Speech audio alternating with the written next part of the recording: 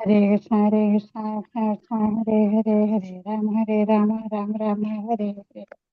Hare Krishna, Hare Krishna, Krishna Krishna, Hare Hare, Hare Rama, Rama Rama, Hare Hare Krishna, Hare Krishna, Krishna Krishna, Hare Hare, Hare Rama, Rama, Hare Hare, Hare Krishna, Hare Krishna, Krishna Krishna, Hare Hare, Hare Rama, Rama Rama, Hare Hare, Hare Krishna, Hare Krishna. Krishna Krishna Hare Hare Hare Rama Rama Rama Hare Hare Hare Krishna Krishna Krishna Hare Hare Hare Rama Hare Hare Hare Hare Krishna Krishna Hare Hare Hare Rama Rama Hare Hare Hare Krishna Krishna Hare Hare Hare Rama Rama നമുക്ക് പ്രാർത്ഥനയിലേക്ക് കടക്കാം. ഓം ഭഗവതേ വാസുദേവായ, ഓം നമോ ഭഗവതേ വാസുദേവായ. നാരായണം നമസ്കൃത്യം നരം ചൈവ നരോത്തമം ദേവീം സരസ്വതീം വ്യാസം തതോ ജയമുദീരയേത് നഷ്ടപ്രായേഷു ഭദ്രേഷു നിത്യം ഭാഗവത സേവയാ. ഭാഗവതേ ഉത്തമശ്ലോകേ ഭക്തിർഭവതി നഷ്ടഗീം മൂകം കരോതി വാചാലം പങ്കും ലംഘയേതേ ഗിരി യത്കൃപതമഹം വന്ദേ പരമാനന്ദമാധവം ശ്രീഗുരുദീനതാരിണം ശ്രീചൈതന്യമീശ്വരം. ജ്ഞാനതിമിരാന്തസ്യ ജ്ഞാനാഞ്ജലശലാകയാ ചക്ഷുർമിലിതം യേന തസ്മൈ ശ്രീഗുരുവേ നമഃ. ശ്രീചൈതന്യം മനോഭീഷ്ടം സ്ഥാപിതം യേന ഭൂതലേ സ്വയം രൂപകഥാമഹ്യം തദാതി സഭാന്തികം. വന്ദേഹം ശ്രീഗുരു ശ്രീയുതപദകമലം ശ്രീഗുരും വൈഷ്ണവാംശ. ശ്രീരൂപം സാഗരജാതം സഹന രഘുനാഥാനിതം തം സജീവം സാദേവം സാവധൂതം പരിജനസഹിതം കൃഷ്ണ ചൈതന്യദേവം ശ്രീരാധാകൃഷ്ണപാദാൻ സഹന ലളിത ശ്രീവിശാഖാനിം താം ഹേ കൃഷ്ണ കരുണാ സിന്ധോ ദീനബന്ധോ ജഗത്പദേ ഗോപേശ ഗോപികാന്ത രാധാകാന്ത നമസ്തുതേ. തപ്തകാഞ്ചന ഗൗരാംഗീ രാധേ വൃന്ദാവനേശ്വരി വൃഷഭാനുസുതേ ദേവി പ്രണമാമി ഹരിപ്രിയേ. വാഞ്ചാകൽപതരൂപേക്ഷ കൃപാ സിന്ധിഭ്യേവ ച പതിനാം പാവനേഭ്യോ വൈഷ്ണവേഭ്യോ നമോ നമഃ. നമോ വിഷ്ണുപാദായ കൃഷ്ണപ്രഷ്ഠായ ഭൂതലേ ശ്രീമദേ ഭക്തിവേദ സ്വാമിന്യതി നാമിനെ. നമസ്തേ സാരസ്വദേവേ ഗൗരവാണി പ്രചാരിണേ നിർവിശേഷശൂന്യവാദി പാശ്ചാത്യദേശധാരിണേ. ജയ ശ്രീകൃഷ്ണ ചൈതന്യ പ്രഭു നിത്യാനന്ദ ശ്രീ അദ്വൈത ഗദാധര ശ്രീവാസാദിഗേരി ഭക്തവൃന്ദ. ഹരേ കൃഷ്ണ കൃഷ്ണ കൃഷ്ണ ഹരേ ഹരേ, ഹരേ രാമ രാമ രാമ ഹരേ ഹരേ. ഹരേ കൃഷ്ണ കൃഷ്ണ കൃഷ്ണ ഹരേ ഹരേ, ഹരേ രാമ രാമ രാമ ഹരേ ഹരേ. ഹരേ കൃഷ്ണ കൃഷ്ണ കൃഷ്ണ ഹരേ ഹരേ, ഹരേ രാമ രാമ രാമ ഹരേ ഹരേ. ഹരേ കൃഷ്ണ പ്രഭാതിക്ക് ഗുരുദേവ് की जनगौरी वैष्णव भक्तർക്ക് ഹരേ കൃഷ്ണ. എല്ലാവർക്കും പ്രണാമം. ഹരേ കൃഷ്ണ പ്രഭുജി. ഹരേ കൃഷ്ണ. ഹരേ സമദജ ഹരേ കൃഷ്ണ. അപ്പൊ നമ്മളിന്ന് 16-ാമത്തതല്ലേ നമ്മളിന്ന് പഠിച്ചുകൊണ്ടിരിക്കുന്നത് അതീന്ദ്ര ഭാവങ്ങൾ അല്ലെ, അതീന്ദ്ര സേവന സ്വഭാവങ്ങളും. അപ്പൊ അതിൽ നമ്മൾ പറഞ്ഞു സുഹൃത്ത് ഭാവം, അതിലും ദാസ്യഭാവം, ആത്മനിവേദനം, അങ്ങനെയുള്ള കാര്യങ്ങളാണ് നമ്മൾ പറഞ്ഞിരുന്നത്. വേലി മഹാരാജന്റെ കാര്യമൊക്കെ പറഞ്ഞു നമ്മൾ ഇന്നല്ലേ. ഹരേ കൃഷ്ണ. വീഡിയോ ഓൺ ചെയ്യാൻ പറ്റുന്നവരൊക്കെ വീഡിയോ ഓൺ ചെയ്യാം. ഹരേ കൃഷ്ണ.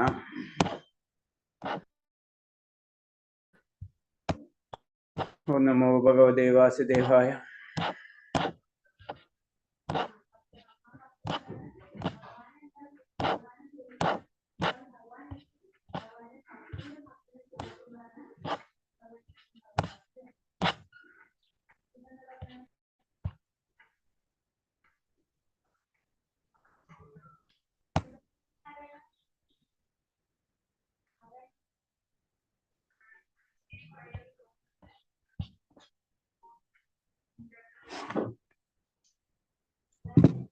ഹരേ കൃഷ്ണ പ്രഭുജി. താമസമായി. അതിനെ കണ്ടില്ലല്ലോ വിചാരിച്ചിരിക്കുന്നു. താമസമായി. മോനെ ഇച്ചിരി പരിപാടിക്ക് വിടാനായിട്ട് പോയി. ഹരേ കൃഷ്ണ പ്രഭുജി. പ്രണാമം. അനന്തമാതാജി ഇല്ലേ? ഹരേ കൃഷ്ണ. ആ അനിതമാതാജി ഉണ്ടല്ലേ. ഹരേ കൃഷ്ണ. ഉഷമാതാജോ? ഉഷമാതാജി ഇല്ലേ? സതിമാതാജി വന്നില്ല. സതിമാതാജി. ഉഷമാതാജി ഇല്ലേ? ക്ഷമാതാജി മാതാജി രാവിലെ ഉണ്ടായിരുന്നു. ഭാഗവതം ക്ലാസ്സിലുണ്ടായിരുന്നു. ഭാഗവതം ക്ലാസ്സിലുണ്ടായിരുന്നു. ഓ, ഇന്ന് ആള് കുറവാണല്ലോ, 12 ആളേ ഉള്ളൂ. എന്ത് പറ്റിയാവും? ഇന്ന് ഞായറാഴ്ച ഉണ്ടായിരിക്കാം. ഓക്കെ, ക്ഷമാതാജി ഇപ്പം അപ്പൊ വരുമായിരിക്കും. നമ്മള് പറഞ്ഞു പറഞ്ഞത് പല ഭാവങ്ങളെ പറ്റിയാണ്. അതായത് ദാസ്യഭാവം, സുഹൃത്ത് ഭാവം, അതുപോലത്തെ ആത്മനിവേദനം. ബലി മഹാരാജാന്റെ ഉദാഹരണമാണ് ഇതിൽ പറഞ്ഞത് അല്ലെ. അപ്പൊ ബലി മഹാരാജാന്റെ കഥകൾ നമ്മൾ പറഞ്ഞു. ശുക്രാചാര്യം പറഞ്ഞിട്ടായാലും, കാരണം ബലി മഹാരാജ് കേട്ടില്ല. കാരണം അതാണ് ആത്മനിവേദനം എന്ന് പറഞ്ഞത്. ഭഗവാന് വേണ്ടി എല്ലാം അർപ്പിക്കുക. അപ്പൊ അത് ഗുരു പറഞ്ഞെല്ലാം കേൾക്കണം എന്നാണ് പറയുന്നത്. പക്ഷെ എന്താണ്, ഗുരുവിനെ പോലും എതിർക്കാണ് ചെയ്തത്. ആര്? ബലി മഹാരാജ്. അതാണ് ബലി മഹാരാജാവിന് ഭഗവാന്റെ അനുഗ്രഹം കിട്ടുന്നതും. അതാണ് സുതളത്തില് തലാതലത്തിലല്ല, തലാതലത്തിലാണ് തോന്നുന്നത്. അവിടെ ഭഗവാൻ തന്നെ സ്വയം എന്താ പറയുക, സേവകനായിട്ട് നിൽക്കുകയാണ്. അതാണ് പ്രത്യേകത. അപ്പൊ അത്ര ഇമ്പോർട്ടൻസ് ആണ് എന്താണ് ആത്മനിവേദനത്തിന് പറഞ്ഞത്. ആത്മനിവേദനത്തിൽ വരുന്ന ഉദാഹരണങ്ങളാണ് പറഞ്ഞത്. നമ്മളെ വിറ്റുന്ന് വയ്ക്കുക, അല്ലെങ്കിൽ വിൽക്കപ്പെട്ട മൃഗം അല്ലെ. ഒരു മൃഗത്തിനെ വിറ്റ് കഴിഞ്ഞാൽ പിന്നെ യജമാനന്റെ ഡ്യൂട്ടിയാണ് ആ മൃഗത്തിനെ നോക്കുക എന്നുള്ളത്. എന്നത് പറഞ്ഞ പോലെ നമ്മുടെ ജീവിതം ഭഗവാന് കൊടുത്തു കഴിഞ്ഞാൽ പിന്നെ നമ്മുടെ ശരീരവും മനസ്സോ ആത്മാവിനെ പറ്റി നമ്മൾ ചിന്തിക്കേണ്ട ആവശ്യമില്ല. അതാണ് ആ ഉദാഹരണത്തിൽ കൂടെ പറഞ്ഞു. എങ്ങനെയാണ് നമ്മുടെ ശരീരം ഭഗവാന് സമർപ്പിക്കുക എന്നുദ്ദേശിക്കുന്ന പോയിന്റാണ് അത് പറഞ്ഞത്. അപ്പൊ ശരീരവും ആത്മാവും സമർപ്പിക്കപ്പെട്ടവന്റെ ഒരു താല്പര്യം ഭഗവത് സാധനമാണെന്ന് എപ്പോഴും ഓർക്കണം. അപ്പൊ അവിടെ എത്തുമ്പോൾ എന്താണ്, അവിടെ എത്തുമ്പോ കാരണം എന്ന് വെച്ച് കഴിഞ്ഞാൽ നമുക്കറിയാം, ഒരു മൃഗം യജമാനെ ചെയ്തു കഴിഞ്ഞാൽ ആ മൃഗം എന്താണ് ചെയ്യുന്നത്? ആ യജമാനന്റെ കാര്യങ്ങൾ ചെയ്യാന്നുള്ളൂ അല്ലെ. ഒരു കഴുതിയാണെങ്കിലും അത് യജമാന്റെ പറയുകയായിരിക്കും എന്ത് കാര്യങ്ങൾ ചെയ്യും. അതേപോലെ ആയിരിക്കും എന്താ, ഒരു ഭക്തൻ ഭഗവത് സേവനത്തിന് വേണ്ടി ജീവിതം സമർപ്പിച്ചു കഴിഞ്ഞാൽ വേറൊരു ചിന്ത ഉണ്ടാവില്ല. ശരീരമായാലും ആത്മാവാണെങ്കിലും മനസ്സാണെങ്കിലും എപ്പോഴും ഭഗവത് സേവനമായിരിക്കും. അതാണ് പ്യുവർ. നമ്മൾ ശുദ്ധ ഭക്തൻ എന്ന് പറഞ്ഞത് ഈ ലെവലാണ്. അതിലേക്കുള്ള യാത്രയാണ് നമ്മൾ ചെയ്യാൻ നോക്കുന്നത്. സഹൃദ് ഭാവത്തിലുള്ള ഭക്തിയുത സേവനവും ആത്മനിവേദനത്തിലുള്ള ഭക്തിയുത സേവനവും ഒരേപോലെ പ്രയാസമുള്ള 2 മാർഗമാണ്. അപ്പൊ സത്യം പറഞ്ഞു കഴിഞ്ഞാൽ സുഹൃത്ത് ഭാവത്തിലുള്ളതാണെങ്കിലും നമ്മൾ ഏത് ഭാവമാണെങ്കിലും ഏതാണ് ഒക്കത്തിനും പ്രയാസമാണ്, ഒരേപോലെ പ്രയാസമുള്ള മാർഗമാണ്. അതുകൊണ്ട് ഭഗവാനോട് ഇത്തരത്തിലുള്ള ബന്ധങ്ങൾ വളരെ അപൂർവമാണ്. സത്യത്തിൽ ഞാൻ പറഞ്ഞില്ല, ഇത് അത്രയും ആ ലെവലിലേക്ക് എത്തായി എന്ന് പറഞ്ഞത് വളരെ ബുദ്ധിമുട്ടുള്ള കാര്യമാണ്. സാധാരണക്കാർക്ക് വളരെ ബുദ്ധിമുട്ടുള്ള കാര്യമാണ്. ഭക്തിയുടെ ഉന്നത ശ്രേണിയിൽ നിൽക്കുന്നവർക്ക് മാത്രമേ ഇത് പ്രാവർത്തികനാക്കാൻ പറ്റുള്ളൂ. അപ്പൊ ഉയർന്ന ലെവലിലേക്ക് എത്തിയാൽ മാത്രമേ നമ്മൾ എല്ലാ കാര്യങ്ങളും ഭഗവാനെ അർപ്പിക്കേണ്ട രീതിയിലൊക്കെ നമുക്ക് എത്താൻ പറ്റുള്ളൂ എന്ന് പറഞ്ഞത്. അക്ഷോത്മതമായ ഭക്തിയും ആത്മനിവേദനവും കൂടി കലർന്നു കാണുന്ന അത്യപൂർവമാണെന്നാണ് സാരം. അപ്പൊ എന്താണ്, ഭക്തിയും പ്ലസ് എന്താ നമ്മുടെ സമർപ്പണവും, ഇത് രണ്ടും കൂടെ ഒന്നിച്ചു ചേരുന്നത് വളരെ അപൂർവമാണെന്നാണ് പറയുന്നത്. ഭഗവാന്റെ ഇച്ഛയെ പൂർണ്ണമായി സ്വയം സമർപ്പിക്കുകയാണ് വേണ്ടത്. ഭഗവാന്റെ ഇച്ഛയ്ക്ക് പൂർണ്ണമായി സ്വയം സമർപ്പിക്കുക. അപ്പൊ ശരിക്കും അതാണ് പവർ. ശരിക്കും പറഞ്ഞു കഴിഞ്ഞാല് അതിനുവേണ്ടി നാം പരിശ്രമിക്കണം. അതാണ് ഉദ്ദേശിക്കുന്നത്. ഇനി അടുത്തത് പ്രിയപ്പെട്ട വസ്തുക്കൾ സമർപ്പിക്കുക. ഭഗവാന് നമ്മൾ എന്ത് ചെയ്യുക, നമുക്ക് പ്രിയപ്പെട്ട വസ്തുക്കളും ഭഗവാന് പ്രിയപ്പെട്ട വസ്തുക്കളും നമ്മൾ സമർപ്പിക്കുക. രണ്ടാണ്, രണ്ടും ചെയ്യാൻ വേണം. നമ്മൾ ചുരുക്കി പറഞ്ഞു കഴിഞ്ഞാൽ നമുക്ക് ഇഷ്ടപ്പെട്ട വസ്തു ആണെങ്കിലും ഭഗവാന് സമർപ്പിക്കുക, ഭഗവാന് ഇഷ്ടപ്പെടുന്നുള്ള രീതിയിലും നമ്മൾ സമർപ്പിക്കുക.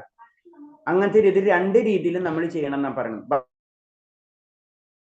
ഭഗവാന്റെ ഉത്തരവരോട് പറഞ്ഞു, പ്രിയപ്പെട്ട ചങ്ങാതി, ഒരാളുടെ കൈവശമുള്ളതിൽ ഏറ്റവും നല്ല വസ്തു അതല്ലെങ്കിൽ അയാൾക്ക് ഏറ്റവും പ്രിയപ്പെട്ട വസ്തു എനിക്ക് തരുന്നതിന് അനശ്വരമായ നഷ്ടങ്ങൾ ഉണ്ടാവും. നമുക്ക് ഇഷ്ടപ്പെട്ടത് അതാണ്, നമുക്ക് ഏറ്റവും പ്രിയപ്പെട്ടത് എന്താണോ അത് നമ്മൾ ഭഗവാന് സമർപ്പിച്ചിരിക്കണം എന്നാ പറയുന്നത്. കൃഷ്ണന് വേണ്ടി എല്ലാ പ്രയത്നവും ചെയ്യല്, ജീവിതത്തിന്റെ എല്ലാ മേഖലകളിലും ഭഗവാന്റെ സമൃദ്ധിക്ക് വേണ്ടി എങ്ങനെ പ്രവർത്തിക്കാമെന്ന് നാരദ പഞ്ചരാത്രത്തിൽ പറയുന്നുണ്ട്. പിന്നെന്താണ്, നമുക്ക് മനുഷ്യ ജീവിതം കിട്ടി, നമുക്ക് ഭഗവാന്റെ ഒരു കരുണ കൊണ്ട് പലതരം സാമൂഹ്യമായിട്ടും സാമ്പത്തികമായിട്ടും എല്ലാത്തിനും രീതിയിൽ പല ഗുണങ്ങൾ നമുക്ക് കിട്ടിയിട്ടുണ്ടല്ലോ, പല നേട്ടങ്ങള് നമുക്ക് കിട്ടിയിട്ടുണ്ട്. അപ്പൊ എന്താണ് പറഞ്ഞത്, കുറച്ചെങ്കിലും നമ്മൾ അങ്ങനത്തെ കാര്യം ജീവിതത്തിന്റെ എല്ലാ മേഖലയും ഭഗവാന്റെ സമൃദ്ധിക്ക് വേണ്ടി എങ്ങനെ പ്രവർത്തിക്കാമെന്ന് നാരദ പഞ്ചരാത്രത്തിൽ പറയുന്നുണ്ട്. അപ്പൊ എല്ലാ പ്രവർത്തികളും നമ്മൾ എന്താണ് ഭഗവാനെ കേന്ദ്രീകരിച്ച് പ്രവർത്തിക്കാൻ തുടങ്ങണം ചുരുക്കി പറഞ്ഞു കഴിഞ്ഞാല്. അതിനുവേണ്ടി നമ്മുടെ ജീവിതം കുറച്ചൊക്കെ മാറ്റി വെക്കണം. യഥാർത്ഥം അത് ഭഗവാന് വേണ്ടി പ്രവർത്തിക്കാം. നമ്മൾ നമുക്ക് വേണ്ടിയാണ് പ്രവർത്തിക്കുന്നത്. ശരിക്കും അങ്ങനെയല്ല, നമ്മൾ എന്താണ് ഭഗവാന് വേണ്ടി പ്രവർത്തിക്കേണ്ട രീതിയിൽ കുറെ കാര്യങ്ങൾ നമ്മൾ ചെയ്യണം. അതാണ് ഭക്തിയുത സേവനം എന്ന് പറയുന്നത്. നമ്മൾ 3 തത്വങ്ങളാണ് മെയിനായിട്ട് പഠിക്കുന്നത്. ഒന്നെന്ന് പറഞ്ഞു കഴിഞ്ഞാല് മെയിനായിട്ട് പറഞ്ഞത് പ്രസാദം, ഭഗവത് പ്രസാദം, ഭഗവാന്റെ നാമം ജപിക്കുക, പിന്നെ ഭക്തിയുത സേവനങ്ങൾ. ഈ ഭക്തിയുത സേവനങ്ങളും അത്രയും ഇമ്പോർട്ടൻസ് ആണ്. നാമം ജപിക്കുന്ന പോലെ തന്നെ ഇമ്പോർട്ടൻസ് തന്നെയാണ് ഭക്തിയുത സേവനങ്ങൾ. അതാണ് ഭഗവാന്റെ നാമം പ്രചരിപ്പിക്കാനുള്ള കാര്യങ്ങളിലേക്ക് നമ്മളെ ചിന്തകളെ നമ്മൾ മാറ്റണം. അതാണ് ഉദ്ദേശിക്കുന്നത്. യഥാർത്ഥ ഭക്തിയുത സേവനത്തിൽ ഏർപ്പെട്ടിരിക്കുന്നവർ മതഗ്രന്ഥത്തിൽ നിർദ്ദേശിച്ചുള്ളവയും നിത്യജീവിതത്തിന് വേണ്ട ആ എല്ലാ തര പ്രവർത്തനങ്ങളും ചെയ്യണമെന്ന് അതിൽ വ്യക്തമാക്കുന്നു. അപ്പൊ 2 കാര്യം ഒന്നുകൂടെ പറഞ്ഞാണ്. നമ്മൾ എന്താണ്, നമുക്കറിയാം നമ്മളെ ഗ്രന്ഥങ്ങൾ എല്ലാവരും പറഞ്ഞു വരുന്നത് എന്താണ്, നമുക്ക് ഇന്നലെ പറഞ്ഞു നമ്മളല്ലേ പല കാണ്ഡങ്ങളായിട്ട് തിരിച്ചിട്ടുണ്ട് അല്ലെ. അപ്പൊ അതില് ഒന്നാമത്തെ കാണ്ഡം കർമ്മകാണ്ഡത്തിൽ വരുമ്പോൾ എന്താണ്, നമുക്ക് ഭൗതികമായിട്ടും കിട്ടേണ്ട കാര്യങ്ങൾ അതിനെ പറ്റി പറഞ്ഞിട്ട് നമ്മൾ ഇന്നത് ചെയ്ത് ഇന്ന ഗുണം കിട്ടും, ഇന്ന പ്രാർത്ഥിക്കണം, അല്ലെങ്കിൽ ആയുർവേദം, ധനുര്യാത്രം, പിന്നെ തത്വശാസ്ത്രം, അങ്ങനെ പലതരം ശാസ്ത്രങ്ങൾ ഭൗതികമായിട്ട് ഉന്നമനത്തിനുള്ള കാര്യങ്ങളും അതിൽ പറയുന്നുണ്ട്. അതാണ് മതഗ്രന്ഥവും നിർദ്ദേശിച്ചിട്ടുള്ളതും. അതിലെന്താണ് ലാസ്റ്റ് സെക്ഷനായി ഉപാസന കാണ്ഡവും പറയുന്നുണ്ട്. അത് പറഞ്ഞു അത് നിത്യജീവിതത്തിന് വേണ്ടവയും നമ്മുടെ നിത്യജീവിതത്തിന് വേണ്ട കാര്യങ്ങൾ എവിടെ നിന്ന് എടുക്കണം, നമ്മൾ മതഗ്രന്ഥങ്ങളിൽ നിന്ന് എടുക്കണം. അങ്ങനെയല്ല എല്ലാ പ്രവർത്തികളും ചെയ്യണമെന്ന് അതിൽ വ്യക്തമാക്കുന്നു. അപ്പൊ നമ്മൾ എന്താണ് എപ്പോ വരെയും നമ്മളത് പഠിച്ചിട്ടുണ്ട് അല്ലെ. നമ്മള് സമുദ്രത്തിന്റെ നടുക്കിലാണ് കിടക്കുന്നത്. ആ സമുദ്രത്തിന് നടുക്കിൽ നിന്ന് നമ്മൾ എവിടേക്ക് വരണം, നമ്മളെ കരയിലേക്ക് വരണമെങ്കിൽ എന്ത് ചെയ്യണം, നമ്മളെ ശരീരം നമുക്ക് ആവശ്യമാണ്. അപ്പൊ ശരീരത്തെ സംരക്ഷണം നമ്മളെ ഡ്യൂട്ടിയാണ്. അപ്പൊ അതിന് പറഞ്ഞത് എല്ലാ പ്രവർത്തികളും അതിൽ വ്യക്തമാക്കിയിരിക്കുന്നു. അപ്പൊ രണ്ടും ചെയ്യണം. നമ്മൾ എപ്പോ വരെയും നമ്മളെ പരിപൂർണ ഭക്തനാവുന്നത് വരെയും നമ്മുടെ ശരീരത്തെയും നമ്മൾ ശ്രദ്ധിക്കണം. അതേപോലെ ആത്മീയ പ്രവർത്തനങ്ങളും നമ്മൾ ചെയ്തുകൊണ്ടിരിക്കണം. അതാണ് വേദത്തിൽ ഇൻഡയറക്റ്റ് ആയിട്ട് നമുക്ക് പറഞ്ഞു തരുന്നത്. മതഗ്രന്ഥങ്ങളിൽ നിന്ന് പറഞ്ഞിരിക്കുന്ന കാര്യങ്ങൾ മാത്രം ചെയ്താൽ പോലെ, മറിച്ച് പ്രായോഗികമായി ജീവിതത്തിൽ ബന്ധപ്പെട്ട മുഴുവൻ കാര്യങ്ങളും കൂടി കൃഷ്ണാബോധത്തിൽ ചെയ്തിരിക്കണം എന്നർത്ഥം. അപ്പൊ അതില് മതഗ്രന്ഥങ്ങളിൽ പറഞ്ഞിട്ടുണ്ട്. അതിൽ നമുക്ക് ഇഷ്ടപ്പെട്ടുള്ളത് ആ പോയിന്റ് എന്താ പ്രഭു? ശരീരത്തിൽ നോക്കണം. ഏത് രണ്ടാമത്തെ പോയിന്റ്? ശരീരത്തിൽ നോക്കണം. പിന്നെന്താ അതല്ല, ആദ്യത്തെ പോയിന്റ് അല്ലേ? യഥാർത്ഥ ഭക്തിയുടെ സേവനത്തിൽ ഏർപ്പെട്ടിരിക്കുന്നു. മതഗ്രന്ഥത്തിൽ നിർദ്ദേശിച്ചിട്ടുള്ളവയും നിത്യജീവിതത്തിന് വേണ്ടിയുമായ എല്ലാ പ്രവർത്തികളും ചെയ്യണമെന്ന് അതിൽ വ്യക്തമാക്കിയിരിക്കുന്നു. അപ്പൊ നമ്മൾ ജനറൽ ആയിട്ട് 2 ആയിട്ട് തിരിക്കുമ്പോൾ നമ്മൾ പറഞ്ഞില്ലേ, വേദങ്ങളിൽ എന്താ പറഞ്ഞിട്ടുള്ളത്, നമുക്ക് 3 സെക്ഷനായിട്ട് തിരിച്ചെന്ന് പറഞ്ഞില്ലേ നമ്മള്. ഏതൊക്കെയാണ്? കർമ്മകാന്ഡം, ജ്ഞാനകാന്ഡം, ഉപാസനകാന്ഡം എന്ന് പറഞ്ഞിട്ടുള്ള 3 സെക്ഷനായിട്ട് തിരിച്ചിട്ടുണ്ട്. ജനറൽ ആയിട്ട് നമ്മൾ ഭഗവതിന് 3 ആയിട്ട് തിരിച്ചിട്ടില്ലേ? ഭഗവതി ഏതൊക്കെയാണ് സെക്ഷൻ ഓർമ്മയുണ്ടാ? ഭഗവതിയുടെ സെക്ഷൻ ഏതാണ്? ഫസ്റ്റ് 1 തൊട്ട് 7 വരെ അധ്യായങ്ങൾ എന്താ പറയുന്നത്? എന്നിട്ട് കർമ്മകാന്ഡം രണ്ടാമത്തെ അല്ലേ? അല്ല, ഒന്നാമത്തേത് ഭഗവത്ഗീതയില് ആദ്യത്തെ സെക്ഷൻ വരുന്നത് കർമ്മയോഗം, രണ്ടാമത്തേത് ഭക്തിയോഗം, മൂന്നാമത്തേത് രണ്ടാമത്തെ ഭക്തിയോഗം. ശരിയാ. മൂന്നാമത്തേത് ജ്ഞാനയോഗം അല്ലേ? ജ്ഞാനയോഗം. അതേപോലെ തന്നെ ഭക്തി ജ്ഞാനം. ഭക്തി ജ്ഞാനം, കർമ്മം ഭക്തി ജ്ഞാനം. ആദ്യത്തേത് കർമ്മം. അതേപോലെ തന്നെ എന്താണ് വേദത്തിൽ നമുക്കൊരു 4 വേദങ്ങളുണ്ട്. അതിന് പല കാര്യങ്ങൾ അതിലുണ്ട് അല്ലെ. അപ്പൊ അതിനെ തന്നെ ജനറൽ ആയിട്ട് തിരിച്ചിരിക്കുകയാണ്. ഇതേപോലെ തന്നെ ആദ്യം കർമ്മകാന്ഡം, പിന്നെ കർമ്മകാന്ഡം, ജ്ഞാനകാന്ഡം, ഉപാസനകാന്ഡം. അല്ല 3 സെക്ഷൻ അതിൽ നമുക്ക് കാണാൻ പറ്റും. അപ്പൊ അതിൽ ആദ്യത്തെ കർമ്മകാന്ഡത്തിൽ ചെയ്യുന്നത് എന്താണെന്ന് വെച്ച് കഴിഞ്ഞാൽ ആത്മീയ ബോധം വളർത്തലും പ്ലസ് എന്താണ് ഭൗതികമായിട്ടുള്ള ഭൗതികമായിട്ടുള്ള കാര്യങ്ങൾ എങ്ങനെയാണ് മുന്നോട്ട് കൊണ്ടുപോകേണ്ടത്, അതിന്റെ ഐശ്വര്യങ്ങൾ എങ്ങനെയാണ് ലഭിക്കേണ്ടത്, ഭൗതിക ഐശ്വര്യങ്ങൾ നമുക്ക് എങ്ങനെ ലഭിക്കണം എന്നുള്ള 2 കാര്യങ്ങൾ ഇതിൽ പറഞ്ഞിട്ട് ആദ്യത്തെ സെക്ഷനിൽ പറഞ്ഞിട്ടുണ്ട്. അവിടെയാണ് ദേവാരാധന ഒക്കെ വരുന്നത്. നമ്മൾ പറഞ്ഞില്ല, ദേവാരാധന. അതേപോലെ തന്നെ നമുക്ക് ഭൗതികമായിട്ടുള്ളത് യുദ്ധതന്ത്രം, അതേപോലെ തന്നെ ആയുർവേദ, അങ്ങനെ ഭൗതികമായിട്ടുള്ള ബന്ധപ്പെട്ടിട്ടുള്ളത് രസതന്ത്രം, ഭൗതികശാസ്ത്രം, ഇതൊക്കെ അതിൽ വരുന്നുണ്ട്. അപ്പൊ ഒക്കെ എന്താണ് ഭൗതികമായിട്ടുള്ള പല കാര്യങ്ങൾ അതിൽ വരും. അതാണ് പറഞ്ഞത്. അതാണ് മതഗ്രന്ഥം നിർദ്ദേശിച്ചിട്ടുള്ളവയും നിത്യജീവിതത്തിന് വേണ്ടിയും. അപ്പൊ രണ്ട് കാര്യം മതഗ്രന്ഥത്തിൽ രണ്ട് നിർദ്ദേശിച്ചിട്ടുണ്ട്. പിന്നെന്താണ് ഭൗതികമായിട്ടുള്ള ജീവിതത്തിൽ ആവശ്യമുള്ള കാര്യങ്ങളും. ഇത് രണ്ടും നമ്മൾ ശ്രദ്ധിച്ചു പോകണം. സത്യം പറഞ്ഞു എപ്പോ വരെ നമ്മൾ ഈ തോണി കരയ്ക്ക് എത്തുന്നത് വരെ, അതായത് ഒരു ശുദ്ധ ഭക്തനായി തീരുന്നത് വരെയും നമ്മൾ ഇത് രണ്ടും കൂടെ കൊണ്ടുപോകണം. അത് നമ്മൾ പറഞ്ഞത് വർണ്ണാശ്രമങ്ങള് ശരിക്കും നമ്മളെ പതുക്കെ പതുക്കെ ഉയർത്താൻ വേണ്ടിയിട്ടുള്ളതാണ്. നമുക്ക് പെട്ടെന്ന് നാളെ തന്നെ പെട്ടെന്ന് നമുക്ക് വൈകുണ്ഠത്തിലേക്ക് പോവാ എന്ന് പറഞ്ഞാൽ അതിന് പരിശുദ്ധീകരിക്കണം. അപ്പൊ പരിശുദ്ധീകരണ ഘട്ടങ്ങളാണ് വേദങ്ങളിൽ കൂടെ നമുക്ക് പറഞ്ഞു തരുന്നത്. ആ വേദങ്ങളിലെ നിയമങ്ങളാണ് ശരിക്കും നമ്മൾ പാലിക്കുന്നത്. നമ്മൾ ജനങ്ങളായിട്ട് ഇപ്പൊ പാലിച്ചുകൊണ്ടിരിക്കുന്ന നാമജപായാലും ഭഗവത് സേവനങ്ങളൊക്കെ ആണെങ്കിലും അത് വേദങ്ങളിലാണ്.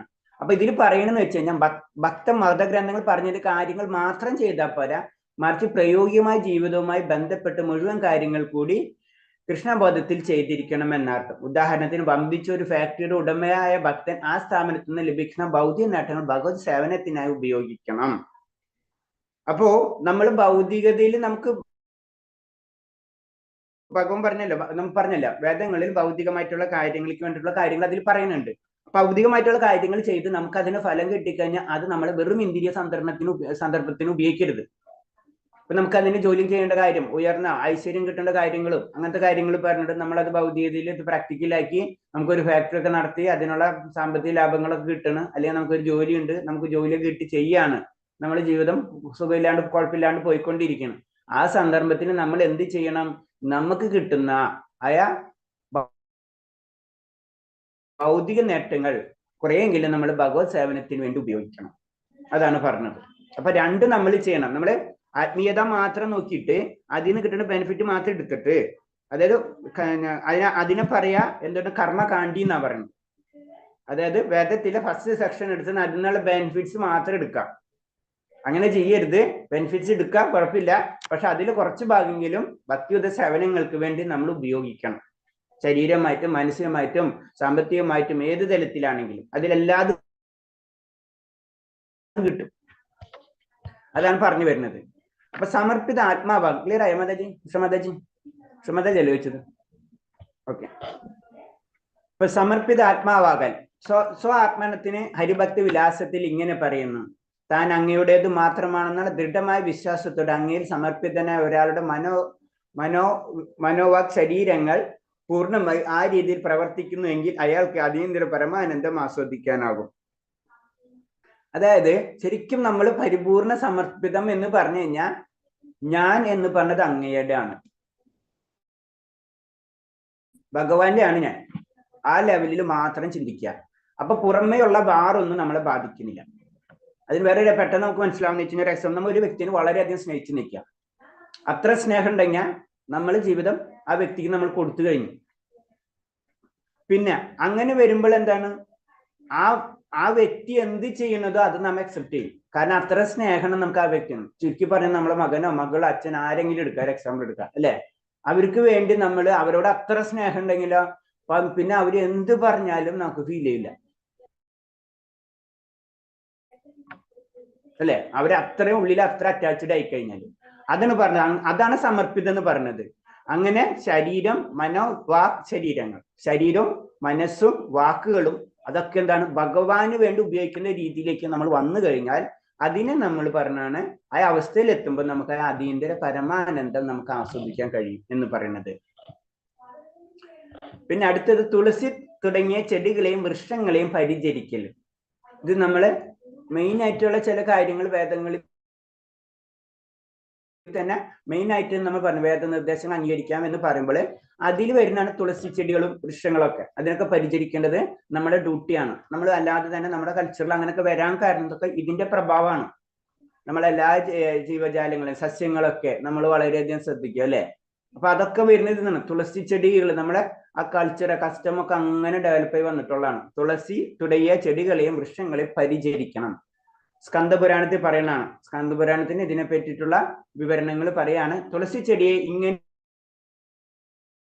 പ്രകീർത്തിക്കുന്നു: പാപസഞ്ചയങ്ങളെ മുഴുവൻ ഒറ്റ നിമിഷം കൊണ്ട് നശിപ്പിക്കാൻ തുളസി ചെടിയെ ഞാൻ സാദരം പ്രണമിക്കുന്നു. നമ്മളൊരു തുളസി ചെടി പ്രത്യേകിച്ച് ഭഗവാന്റെ കാര്യത്തിൽ വരുമ്പോൾ ഏറ്റവും ഇമ്പോർട്ടൻസ് ആണ് നമുക്കറിയാം. തുളസി പ്രണാമ മന്ത്രങ്ങൾ അറിയാം. അപ്പൊ അതൊക്കെ നമ്മൾ ചെയ്യണം എന്ന് പറഞ്ഞു. അപ്പൊ തുളസിയെ നല്ല രീതിയിൽ വളർത്തണം എന്നുള്ളത് നമ്മുടെ ഡ്യൂട്ടിയാണ്. ഈ ചെടിയെ സ്പർശിച്ചാൽ മാത്രം മതി എല്ലാ കഷ്ടപ്പാടുകളിൽ നിന്നും രോഗങ്ങളിൽ നിന്നും മോചനം നേടാൻ. അപ്പൊ തുളസിയുടെ പ്രത്യേകതകള് പറഞ്ഞു തരാണ്. ശരിക്കും അത്രയും വളരെ പ്രധാനമുള്ളതാണ് കൃഷ്ണ ഭഗവാന്റെ തുളസി എന്ന് പറഞ്ഞത്. അപ്പൊ ഞാൻ ആ കഥ ജസ്റ്റ് ഇന്നലെ പറഞ്ഞില്ല, ആ കഥ ഒന്ന് മുഴുവനാക്കാം. അതായത് നമ്മൾ ഇന്നലെ പറഞ്ഞില്ലേ, തുളസിയുടെ കാര്യം പറഞ്ഞപ്പോഴാണ് അത് ഓർമ്മ വന്നത്. വാമനാവതാരത്തിൽ എന്താ സംഭവിക്കുന്നത് വെച്ച് കഴിഞ്ഞാല്, വാമനന്റെ കാലിന്റെ, അതായത് ഒന്നാമത്തെ പാദത്തില് എന്തെങ്കിലും എല്ലാതെ അളന്നു കഴിഞ്ഞ് അല്ലെ, ഭൂമിയും എല്ലാതും കഴിഞ്ഞ്, രണ്ടാമത്തെ സ്വർഗലോകം കഴിഞ്ഞ്, മൂന്നാമത്തേത് ഭഗവാന് വെക്കാൻ കാലില്ല. അപ്പൊ ഭഗവാൻ കാലെടുക്കണ സമയത്ത്, വലുതായിട്ട് കാലെടുക്കണ സമയത്ത് ഷെല്ല് പൊട്ടാണ്. അതായത് ബ്രഹ്മാണ്ടം, ആ അണ്ടം പൊട്ടിയിട്ട് അതിൻ്റെ ഉള്ളിൽ കൂടെ വെള്ളം, കാരണം സമുദ്രത്തിലെ വെള്ളം വരികയാണ് അല്ലെ. കാരണം സമുദ്രത്തിലെ വെള്ളം വരുന്ന സമയത്ത് ആ വെള്ളം അതിനെ വിട്ടുവത്, ആ വെള്ളമാണ് ശരിക്കും ഗംഗാദേവി എന്ന് പറഞ്ഞു. ഗംഗ എന്ന് പറഞ്ഞ കാരണ സമുദ്രമാണ്. കാരണ സമുദ്രത്തിൽ നിന്ന് ആദ്യത്തെ വെള്ളം, കാരണ സമുദ്രമാണല്ലോ ആദ്യം ഉണ്ടാവുക, കാരണോദ്ദേശായ വിഷ്ണു എന്നുള്ള ആ സമുദ്രം. അത് നമ്മൾ പറഞ്ഞില്ലേ, ഇങ്ങനെ സമുദ്രത്തിൽ ഇങ്ങനെ ഗോളം ഗോളം കെടുക്കണ പോലെയാണ് നമ്മൾ ബ്രഹ്മാണ്ടങ്ങൾ കെടുക്കുന്നത്. ആ ഒരു ബ്രഹ്മാണ്ടത്തിലാണ് നമ്മൾ നിൽക്കുന്നത്. അതിൻ്റെ ഉള്ളിൽ ഗർഭോദശായ വിഷ്ണുവിന്റെ സമുദ്രം ഉണ്ട്. അപ്പൊ എന്താണ്, ഈ കാരണോദ്ദേശായ വിഷ്ണു ആ തോട് പൊട്ടിയിട്ട് അല്ലാണ് അതിനെ കടാഹം എന്ന് പറയുന്നത്, അണ്ടകടാഹം എന്ന് പറയില്ല, അണ്ടം പ്ലസ് കടാഹം, ആ ഷെല്ല് അത് പൊട്ടാണ്. ആ പൊട്ടിയിട്ട് അതിൻ്റെ ഉള്ളിൽ കൂടെ വെള്ളം വരികയാണ്. അല്ലാതെ എന്താ ഭഗവാന്റെ പാദത്തുമ്മ കൊള്ളുവാണോ, നഖം കൊള്ളുവാണോ? ഭഗവാന്റെ പാദത്തിന് ആ നഖം കൊണ്ടിട്ട് പൊട്ടാണ് ശരിക്കും ഷെല്ല്. Okay okay okay. ആ കഥയുണ്ട്, അങ്ങനെ ഒരു കഥ പറഞ്ഞിട്ടുണ്ട്. അപ്പൊ അതിൽ നിന്നുള്ള പൊട്ടി വരുന്ന സമയത്ത് ആ വെള്ളം ആരെ എടുക്കാൻ തന്റെ ബ്രഹ്മാവ് കമണ്ഡലങ്ങളിൽ എടുക്കാണ് ആ വെള്ളം. അങ്ങനെ വെള്ളം എടുത്തു വെച്ചിരിക്കുകയാണ്. അത് കഴിഞ്ഞിട്ട് പിന്നെ സംഭവിക്കണമെന്ന് വെച്ച് കഴിഞ്ഞാല്, അപ്പൊ അത് ബ്രഹ്മാവിന്റെ സ്ഥലത്ത് എത്തിയത് കാരണം കൊണ്ട് അതിന് ആകാശഗംഗയായി, അത് ഭൂമിയിൽ വന്നിട്ടില്ല അപ്പോഴും. അതായത് ബ്രഹ്മാവിന്റെ ലോകത്ത്, അതായത് സ്വർഗ്ഗലോകങ്ങളിൽ മാത്രം അത് നിൽക്കാണ്, താഴത്തേക്ക് ഇറങ്ങിയിട്ടില്ല. പിന്നെ ഈ വെള്ളത്തിന് വേണ്ടിയാണ്, ഈ ഗംഗയ്ക്ക് വേണ്ടിയാണ് ആരാണ് ഭഗീരഥൻ തപസ് ചെയ്യുന്നത്. ഭഗീരഥൻ തപസ് ചെയ്ത് തന്റെ പൂർവികർക്ക് പുണ്യം കിട്ടാൻ വേണ്ടിയിട്ട് ഭഗീരഥൻ തപസ് ചെയ്തിട്ട് ബ്രഹ്മാവിനോട് ചോദിക്കുന്നു. അങ്ങനെ ബ്രഹ്മാവ് കൊടുക്കാണ്. അങ്ങനെ ബ്രഹ്മാവ് താഴത്തേക്ക് വരുമ്പോൾ പ്രളയം എന്ന് വെച്ച് കഴിഞ്ഞാൽ ഗംഗയുടെ ആ സ്പീഡ് ഉണ്ടല്ല, അത് താങ്ങാനുള്ള ശക്തി ഭൂമിദേവിക്ക് ഇല്ല. അതാണ് പിന്നെ പരമശിവൻ അത് സപ്പോർട്ട് ചെയ്യാണ്. ശരി, പരമശിവന്റെ തലയിൽ, അതായത് ശിരസിൽ വീണിട്ട് അത് താഴത്തേക്ക് വരികയാണ്. അവിടെ എത്തുമ്പോഴാണ് നമ്മുടെ ഗംഗയായിട്ട് മാറുന്നത്. അതിന് മുന്നേ ആകാശഗംഗ ഇതിന്. അപ്പൊ അയ വെള്ളം എന്ന് പറഞ്ഞത് ഭഗവാന്റെ കാലിൽ തൊട്ടി വന്ന കാരണം കൊണ്ട് അതാണ് തുളസിയുടെ ഗന്ധമായിട്ട് അതിന് മാറുകയാണ്. അതാണ് തുളസി ഗന്ധം എന്ന് പറഞ്ഞത് ഭഗവാൻ ഗംഗാദേവിക്ക് വരുന്നത്. അപ്പൊ അതിന് പറയാം, അത്രയും ഇമ്പോർട്ടൻസ് ആണ് എന്ത് തുളസിക്ക്. അപ്പൊ തുളസിയുടെ ഒരു സ്പർശം മാത്രം മതി ഈ. അപ്പൊ തുളസി എവിടെ നിന്നാണ് വന്നിട്ടുള്ളത്? ഭഗവാന്റെ കാൽച്ചോട്ടിൽ നിന്നാണ് വന്നിട്ടുള്ളത്. അതിന് തുളസിക്ക് ഇത്ര ഇമ്പോർട്ടൻസ് കൊടുക്കുന്നത്. ഹരേ കൃഷ്ണ. അങ്ങനെ വെള്ളം ഒഴിക്കും, അത് യമരാജാവിൻ, അങ്ങനെ രോഗങ്ങളിൽ നിന്നൊക്കെ മോചനം നേടാൻ കഴിയുന്ന പറഞ്ഞു. തുളസി ചെടിയെ പ്രണമിക്കുകയും അതിനെ വെള്ളം ഒഴിക്കുകയും ചെയ്യുന്നവർക്ക് യമരാജന്റെ കോടതിയിൽ പോകേണ്ടി വരില്ല. ഇതൊക്കെ സ്കന്ദപുരാണത്തിൽ പറഞ്ഞു തരാണ്. കാരണം അത്രയും ഇമ്പോർട്ടൻസ് എന്താണ് തുളസി ചെടി ഉണ്ട്, അതിന് അത്രയും നമ്മൾ കൊടുക്കണം. തുളസി ചെടി നടുന്നവൻ തീർച്ചയായും കൃഷ്ണഭക്തനായി തീരും. അപ്പൊ കൃഷ്ണഭക്തനായി തീരണമെങ്കിൽ തുളസിയെ പരിപാലിച്ചിരിക്കണം, അല്ലെങ്കിൽ തുളസിയെ പരിപാലിക്കുന്നവർ തീർച്ചയായും കൃഷ്ണഭക്തനായി തീരും. തുളസി ദളം കൊണ്ട് ഭഗവാന്റെ പാദാരവിന്ദങ്ങളെ അർച്ചിക്കുന്നതിന് ഭഗവത് പ്രേമം സമ്പൂർണ്ണമാകും. നമ്മൾ ഭഗവാൻ എന്ത് പൂജ ചെയ്യുമ്പോഴും തുളസി മസ്റ്റാണ്. തുളസി ഇല്ലാതെ ഭഗവാൻ സമ്പൂർണ്ണനാകില്ല. ഭഗവാന്റെ ഏത് പൂജയിലും തുളസി മസ്റ്റാണ്. തുളസി ഇടാണ്ട് നമ്മൾ പ്രസാദം ചെയ്യുന്ന സമയത്ത് തുളസി അതിൽ ഇട്ടിരിക്കണം. തുളസി ഉണ്ടായാലേ പരിപൂർണമാവുള്ളൂ ഭഗവാന്റെ പൂജ. അത്ര ഇമ്പോർട്ടൻസ് ആണ് തുളസിക്ക് കൊടുത്തിട്ടുള്ളത്. എല്ലാവിധം തുളസിയും എല്ലാവിധത്തിലും തുളസി മംഗളദായകമാണ്. അതിന്റെ ദർശനം, സ്പർശനം, ശ്രവണം, സ്മരണം, അതിനോട് ആദരവോളമുള്ള പ്രാർത്ഥന, അതിനെ പ്രണമിക്കൽ, തുളസി ചെടി നട്ടുപിടിക്കൽ, ഇതെല്ലാം ശുഭകർമ്മങ്ങളാണ്. അപ്പൊ തുളസിനോട് ബന്ധപ്പെട്ടിട്ടുള്ള എല്ലാതും നമ്മൾ ചെയ്യുന്നത് എന്താണ്? ശുഭകർമ്മമാണ്. അതാണ് നമ്മുടെ വീട്ടിൽ പുരാണമായിട്ട് നമ്മുടെ വീട്ടിൽ എല്ലാവരും വീട്ടിൽ എന്താണുള്ളത്? തുളസി ഉണ്ടാവും അല്ലെ. അപ്പൊ അതിന്റെ കാരണങ്ങൾ ഇതൊക്കെയാണ്. കാരണം അത് സ്കന്ദപുരാണത്തിൽ ക്ലിയറായിട്ട് പറഞ്ഞിട്ടുണ്ട്. ഭഗവാനെ സംബന്ധിച്ച് ഏറ്റവും പരിപാവനമായിട്ടുള്ള ഒരു കാര്യമാണ്. അതില്ല എന്ന് വെച്ചാൽ പരിപൂർണമാകില്ല ഭഗവാൻ, തുളസി ഇല്ല എന്ന് വെച്ച് കഴിഞ്ഞാൽ. അതാണ് സാധാരണ നമ്മള് തുളസിക്ക് അത്ര ഇമ്പോർട്ടൻസ് കൊടുക്കണം. അപ്പൊ അതിന്റെ ദർശനം, സ്പർശനം, ദർശിക്കുക കാലത്ത് നമ്മൾ തുളസിനെ കാണുന്നത് തന്നെ എന്താ പറഞ്ഞ ഏറ്റവും നല്ല മംഗളമായിട്ടുള്ള കാര്യം. അതിനെ സ്പർശിക്കുക, ശ്രവിക്കുക, സ്മരണം, അതിനോട് എന്ത് കാര്യമാണ് അതിനോട് ബന്ധപ്പെട്ടിട്ടുള്ള ഒക്കെയും വളരെ ശുഭകരമായിട്ടുള്ള കാര്യമാണ്. ഈ പറഞ്ഞാൽ ഏതെങ്കിലും ചെയ്യുന്നവർക്ക് എക്കാലം വൈകുണ്ഠ ലോകത്തിൽ വാഴാൻ കഴിയും എന്ന് സ്കന്ദപുരാണം പറയുന്നു. അപ്പൊ സ്കന്ദപുരാണത്തിൽ പറയാണ് ഇതേപോലെ തന്നെ അങ്ങനെ ചെയ്യുകയാണെങ്കിൽ അത് തുളസി ചെടിയെ പരിപാലിച്ച് അത് ദൈവിക ശക്തിയോട് അതിനെ പരിപാലിക്കുകയാണെങ്കിൽ തീർച്ചയായിട്ടും അവർക്ക് വൈകുണ്ഠ ലോകത്തിലേക്ക് എത്താൻ കഴിയും എന്നാണ് പറയുന്നത്. ഹരേ കൃഷ്ണ. അപ്പൊ ഇത് ഈ അധ്യായത്തിൽ മെയിൻ ആയിട്ട് 3-4 പോയിന്റുകളാണ് ഡിസ്കസ് ചെയ്തത്. ഒന്നെന്ന് പറഞ്ഞത് ഫസ്റ്റ് പോയിന്റ് ഏതാ പറഞ്ഞത്? സുഹൃത് ഭാവം അല്ലെ, സാഖ്യരസം. പിന്നെ അതില് സാഖ്യരസത്തിൽ വരുന്നതാണ് എന്താണ് അർജുനന്റെ പോലെയുള്ള കാര്യങ്ങൾ, അതൊന്നാമത്തെ പറഞ്ഞു. രണ്ടാമത്തത് ആത്മനിവേദനം, അത് ബലിമഹാരാജാവിന്റെ കാര്യങ്ങളൊക്കെ പറ്റി പറഞ്ഞു നമ്മള്. പിന്നെ പറഞ്ഞത് നമ്മള് എല്ലാതും സമർപ്പിതാത്മാവ്, എങ്ങനെയാണ് സമർപ്പിതാത്മാവ്. അപ്പൊ ബലിമഹാരാജ് സമർപ്പിക്കുന്നുണ്ട് എല്ലാതും. അപ്പൊ ഇത് അടുത്തത് എല്ലാതും സമർപ്പിക്കുന്ന ഒരു അവസ്ഥയിലേക്ക് നമ്മൾ വരണം എന്ന് പറഞ്ഞു. അപ്പൊ അതിൽ തന്നെ പറയുന്നുണ്ട് നമ്മൾ വേദങ്ങളിൽ പറഞ്ഞിട്ടുള്ള രീതിയിലായിരിക്കണം എല്ലാ കാര്യങ്ങളും നമ്മൾ ചെയ്യേണ്ടതെന്ന് പറയുന്നുണ്ട്. പിന്നെ യമുനാചാര്യന്റെ പ്രാർത്ഥന പറ്റി പറയുന്നുണ്ട്. അപ്പോ കാരണം എന്ന് വെച്ച് കഴിഞ്ഞാൽ ഒരു ശുദ്ധ ഭക്തന്റെ ഒരു ഉദാഹരണമാണ് യമുനാചാര്യന്റെ പ്രാർത്ഥനയിൽ കൂടി വരുന്നത്. കാരണം എന്താണ്? എന്റെ ശരീരം എനിക്ക് നാളെ ചിലപ്പോൾ മനുഷ്യ ശരീരമോ ഏതെങ്കിലും ശരീരമോ കിട്ടിയിരിക്കാം, എന്നാലും എനിക്ക് എന്താണ്, ഞാൻ എൻ്റെ ഇപ്പോഴത്തെ ശരീരം ഏത് ശരീരമാണെങ്കിലും ഞാൻ അത് അങ്ങേക്ക് സമർപ്പിക്കുന്നു. അപ്പൊ സമർപ്പിത ആത്മാക്കളാവാം. എങ്ങനെയാണ് അതാവേണ്ടതെന്ന് നമ്മളോട് പറയാണ്. പിന്നെ അതിനൊരു ഉദാഹരണമാണ് എങ്ങനെയാണ് ഭഗവാന് നമ്മൾ സമർപ്പിക്കുക എന്ന് പറഞ്ഞു കഴിഞ്ഞാൽ, ഒരു മൃഗം, വിലക്കപ്പെട്ട അല്ലെ വിറ്റ മൃഗം, അതെങ്ങനെയാണ് അതിന്റെ എല്ലാ സംരക്ഷണവും ആരാണ്? യജമാനൻ നോക്കുന്നത് പോലെ നമ്മൾ ചിന്തിക്കണം. നമ്മളെല്ലാ കാര്യങ്ങളും ഭഗവാൻ നോക്കും എന്നുള്ളൊരു അടിയുറച്ച വിശ്വാസം നമ്മളിൽ വരുത്താം. അതാണ് സമർപ്പണ ഭാവത്തിൽ കൂടെ ചെയ്യാന്ന് പറയുന്നത്. പിന്നെ ഭഗവാന് വേണ്ടി ചെയ്യുന്ന കാര്യങ്ങൾ പറയുന്നതാണ്. നമ്മൾ എന്താ ചെയ്യേണ്ടതെന്ന് പറഞ്ഞു കഴിഞ്ഞാല്, നമ്മളെ കൈവശമുള്ള ഏറ്റവും നല്ല വസ്തു അത് ഭഗവാന് കൊടുക്കാൻ ശ്രമിക്കാം, ഏത് കാര്യമാണെങ്കിലും. പിന്നെ നമ്മൾ പ്രയത്നം, കൃഷ്ണൻ ഭഗവാന് വേണ്ടി വേറെ രീതിയിൽ പറയണമെന്ന് വെച്ച് കഴിഞ്ഞാല്, നമുക്ക് കിട്ടാവുന്നത്, അതായത് നമ്മളിപ്പോ ഭൗതികമായിട്ടും ലഭിച്ചിട്ടുള്ളതിന്റെ കുറച്ചെങ്കിലും നമ്മൾ എന്താണ് ഭഗവാന്റെ കാര്യങ്ങൾക്ക് വേണ്ടി ഉപയോഗിക്കാം.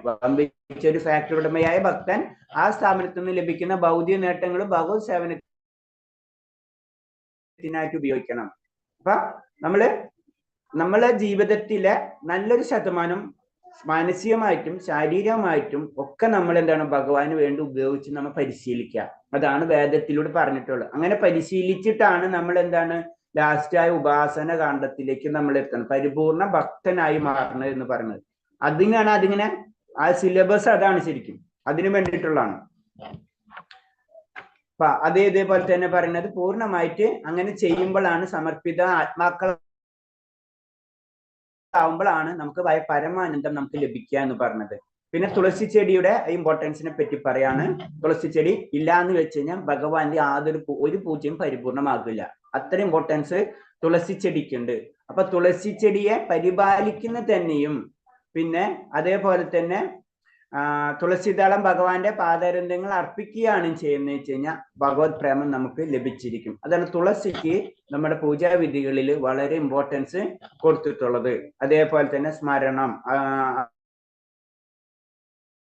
പിന്നെ അതുപോലെ തന്നെ തുളസി ചെടി പ്രണമിക്കുക, ഇങ്ങനത്തെ ഒക്കെ കാര്യങ്ങൾ ചെയ്യുമ്പോൾ എന്താ പറയുന്നത്, നമുക്ക് വൈകുണ്ഠ ലോകത്തിലേക്ക് എത്താൻ കഴിയുന്ന പറഞ്ഞു. അത്രയും ഇമ്പോർട്ടൻസ് എന്തിനുണ്ട്? തുളസിക്ക് ഉണ്ട് എന്ന് പറഞ്ഞു തരാണ്. ഹരേ കൃഷ്ണ.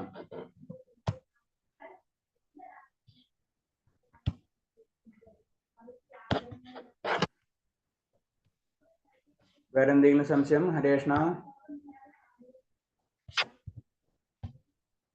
ക്ലിയർ ആണോ?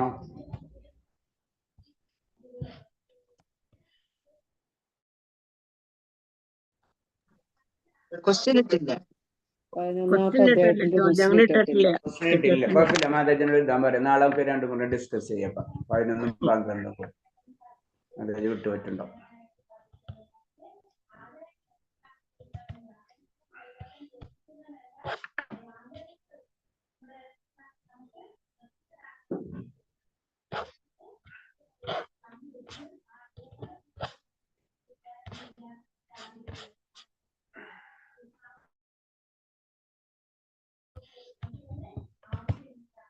അടുത്ത ചാപ്റ്റർ അതീന്ദ്ര സേവനത്തിന്റെ മറ്റു വശങ്ങൾ. അതീന്ദ്ര സേവനം എന്ന് പറയുമ്പോൾ നമുക്ക് ഒരു തരത്തിൽ മനസ്സിലാവും എന്താണ്, നമ്മൾ ഇന്ദ്രിയം കൊണ്ടല്ല ആ സേവനം നടക്കുന്നത്. അയസേവനം, അതായത് പരിപൂർണ ഒരു ശുദ്ധ ഭക്തനിലേക്ക് നമ്മൾ എങ്ങനെ കടക്കാം എന്ന് വീണ്ടും നമ്മളോട് പറഞ്ഞു തരാണ്. ആ സേവനങ്ങൾ പിന്നെ നമ്മൾ പറയില്ല, നമ്മൾ ഉള്ളതുകൊണ്ട് പ്രാർത്ഥിക്കാന്ന് പറയില്ലേ, നമ്മൾ പ്രാർത്ഥിക്കും, നമുക്ക് ഉള്ളതുകൊണ്ട് വേണമെങ്കിൽ പ്രാർത്ഥിക്കാം. അതാണ് ശരിക്കും പറയുന്നത് അതീന്ദ്ര സേവനം എന്ന് പറയുന്നത്. അതീന്ദ്ര സേവനത്തിൽ അപ്പൊ അതിലേക്ക് കടക്കേണ്ട വഴികളൊക്കെയാണ്. നമ്മൾ അതീന്ദ്ര സേവനത്തിലേക്ക് കടക്കുമ്പോൾ അതിനുള്ള സഹായിക്കുന്ന കാര്യങ്ങളാണ് നമ്മൾ പറയുന്നത്. അതിൽ ഫസ്റ്റ് പറഞ്ഞത് ആത്മീയ ഗ്രന്ഥങ്ങൾ വായിച്ചു കേൾക്കാൻ. അപ്പൊ നമ്മൾ എന്താണ് ആത്മീയ ഗ്രന്ഥങ്ങൾ വായിക്കണം. നമ്മൾ ശ്രവണ കീർത്തന സ്മരണ എന്ന് പറയുമ്പോൾ ആ കീർത്തിക്കുക, അതുപോലെ തന്നെ ശ്രവിക്കുക, ഇതൊക്കെ എന്താണ് ആത്മീയ ഗ്രന്ഥങ്ങൾ അല്ലെ. അതിൽ കൂടിയാണ് ശരിക്കും നമുക്ക് ഭഗവാൻ അറിയുന്നത്. സാധു ശാസ്ത്ര ഗുരു അല്ലെ. അപ്പൊ ശാസ്ത്ര അത് വളരെയധികം ഇമ്പോർട്ടന്റ് ആണ് ഭക്തിയിൽ. പല കാര്യങ്ങളും നമുക്ക് ക്ലിയർ ചെയ്യേണ്ടതുണ്ട്. കാരണം അത് വായിക്കും തോറും എന്താണ് നമുക്ക് എന്താണ് ഭക്തി കൂടിക്കൊണ്ടിരിക്കും അല്ലെ. നമ്മളായിട്ട് ഇപ്പൊ തന്നെ ജനറൽ ആയിട്ട് നമുക്കറിയാം, നമ്മൾ എന്താണ് ഈ ക്ലാസ്സുകളൊക്കെ കേൾക്കും, അങ്ങനെയൊക്കെ വരുമ്പോൾ എന്താണ് നമുക്ക് ഭക്തി കൂടിക്കൊണ്ടിരിക്കുകയാണ്. ഓരോ ദിവസം നമുക്ക് അറിവും കിട്ടും, ഭക്തി നമ്മുടെ സൈഡിൽ നിന്ന് കൂടിക്കൊണ്ടിരിക്കും. അപ്പൊ ആത്മീയ ഗ്രന്ഥങ്ങൾ വായിച്ചു കേൾക്കാം. ഭക്തി സേവനത്തിന്റെ പുരോഗതിക്ക് സഹായിക്കുന്ന എല്ലാ ഗ്രന്ഥങ്ങളും ആത്മീയ ഗ്രന്ഥങ്ങളാണെന്ന് ശ്രീല രൂപ ഗോസ്വാമി പറയുന്നു. അപ്പൊ നമ്മൾ വായിക്കുന്ന ഗ്രന്ഥങ്ങൾ നമ്മൾ ശ്രദ്ധിക്കണം. അത് ഭക്തിയിലേക്ക് ഉയർത്തുന്ന ഗ്രന്ഥങ്ങളാണെങ്കിൽ നമുക്ക് വായിക്കാം. ഭക്തിനെ താഴ്ത്തുന്ന ഗ്രന്ഥങ്ങളാണെങ്കിൽ നമുക്ക് വായിക്കരുത്. നമ്മുടെ സമയം പോവും, നമ്മുടെ അവബോധം മാറുകയും ചെയ്യും. അത് രണ്ടും ശ്രദ്ധിക്കണം. കാരണം അല്ലാതെ തന്നെ നമുക്ക് ഭക്തിക്ക് ഉയർത്തുന്ന ഗ്രന്ഥങ്ങൾ അനവധി ഉണ്ട്. അപ്പൊ എന്ത് ചെയ്യാം, അങ്ങനത്തെ ഗ്രന്ഥങ്ങൾ വായിക്കാൻ നമ്മൾ ശ്രമിക്കാം. രാമായണം, മഹാഭാരതം, പുരാണങ്ങൾ, ഉപനിഷത്തുക്കൾ, വേദങ്ങൾ തുടങ്ങിയവയും അവയെ അടിസ്ഥാനമാക്കി രചിച്ചിട്ടുള്ളതുമാണ് ആത്മീയ ഗ്രന്ഥങ്ങൾ എന്ന് ശ്രീല മധ്വാചാര്യർ പറയുന്നുണ്ട്. അപ്പൊ മധ്വാചാര്യർ പറഞ്ഞ് ക്ലിയർ ആയിട്ട് നമുക്ക് പറഞ്ഞിട്ടുണ്ട് എന്താണ് ശാസ്ത്ര ഗ്രന്ഥങ്ങൾ. ശാസ്ത്ര ഗ്രന്ഥങ്ങൾ എന്ന് പറയുമ്പോൾ ആത്മീയ ശാസ്ത്ര ഗ്രന്ഥങ്ങൾ എന്ന് പറയുമ്പോൾ രാമായണം, മഹാഭാരതം, പുരാണം, ഉപനിഷത്തുകൾ, വേദങ്ങൾ, ഇതാണ് നമ്മളെ അടിസ്ഥാന ഗ്രന്ഥങ്ങൾ എന്ന് പറയുന്നത്. ഇത് നമ്മൾ വായിക്കാൻ എപ്പോഴും നമ്മൾ ശ്രമിക്കാം. അടുത്തത് പറഞ്ഞത് വൈഷ്ണവ സാഹിത്യം രചിക്കുകയും അമ്മാതിരിയുള്ള ഗ്രന്ഥങ്ങൾ സൂക്ഷിക്കുകയും ചെയ്യുന്നവരുടെ ഗൃഹത്തിൽ ഭഗവാൻ നാരായണന്റെ നിത്യ സാന്നിധ്യം ഉണ്ടാവും എന്ന് സ്കന്ദ പുരാണത്തിൽ തുടരുന്നു. അതാണ് നമ്മൾ ഭഗവത് പാരായണം, ഭാഗവത നിത്യ സേവക എന്ന് പറയുന്നത്. എന്താണ്, നിത്യം സേവിച്ചു കഴിഞ്ഞാൽ, അവിടെ സൂക്ഷിച്ചു കഴിഞ്ഞാൽ, ആ ഗ്രന്ഥം സൂക്ഷിക്കുന്നത് തന്നെ ഭഗവാൻ നാരായണന്റെ സാന്നിധ്യം ഉണ്ടാവുന്ന പറഞ്ഞു. അതാണ് നമ്മളെല്ലാ കുടുംബങ്ങളിലും നമ്മൾ എന്താ ചെയ്യണത്, അറ്റ്ലീസ്റ്റ് നമ്മൾ ആ ഗ്രന്ഥം വാങ്ങിച്ചെങ്കിലും വെക്കുക. നമ്മൾ പറയും അറ്റ്ലീസ്റ്റ് വാങ്ങിച്ചു വെക്കുക. നമ്മൾ വാങ്ങിച്ചു വെച്ച് കഴിഞ്ഞാൽ എന്തെങ്കിലും ചിലപ്പോൾ ഈ തലമുറ അല്ലെങ്കിൽ ഏതെങ്കിലും ഒരു തലമുറയിലെ ഒരാരെങ്കിലും അത് വായിക്കും. അതാണ് പ്രത്യേകത.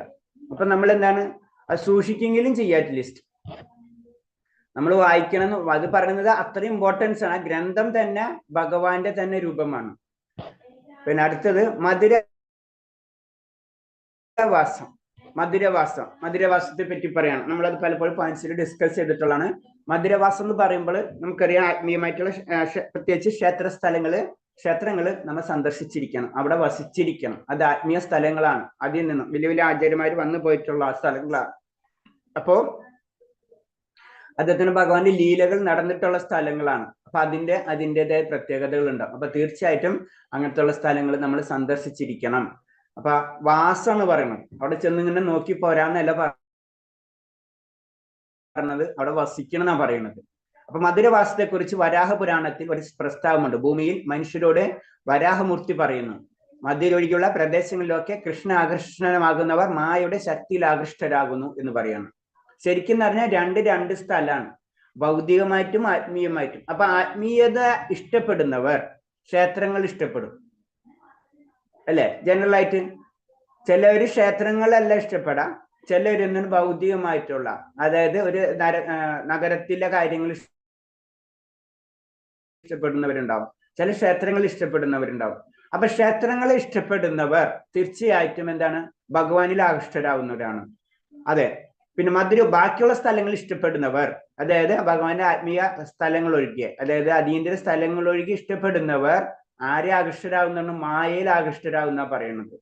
അപ്പൊ നമ്മൾ തന്നെ നമുക്ക് ആക്സസ് ചെയ്യാൻ പറ്റും, നമുക്ക് നമ്മളെ തന്നെ പഠിക്കാവുന്ന ഒരു കാര്യമാണ്. നമ്മൾ അതിലേക്ക് കൂടുതൽ ഇഷ്ടമുണ്ടെങ്കിൽ നമ്മൾ ഭഗവാനിലേക്ക് ആകർഷകരായിക്കൊണ്ടിരിക്കുകയാണ്. 3 ലോകങ്ങളിൽ തീർത്ഥാടനം നടത്തിയാൽ ലഭിക്കുന്ന പുണ്യം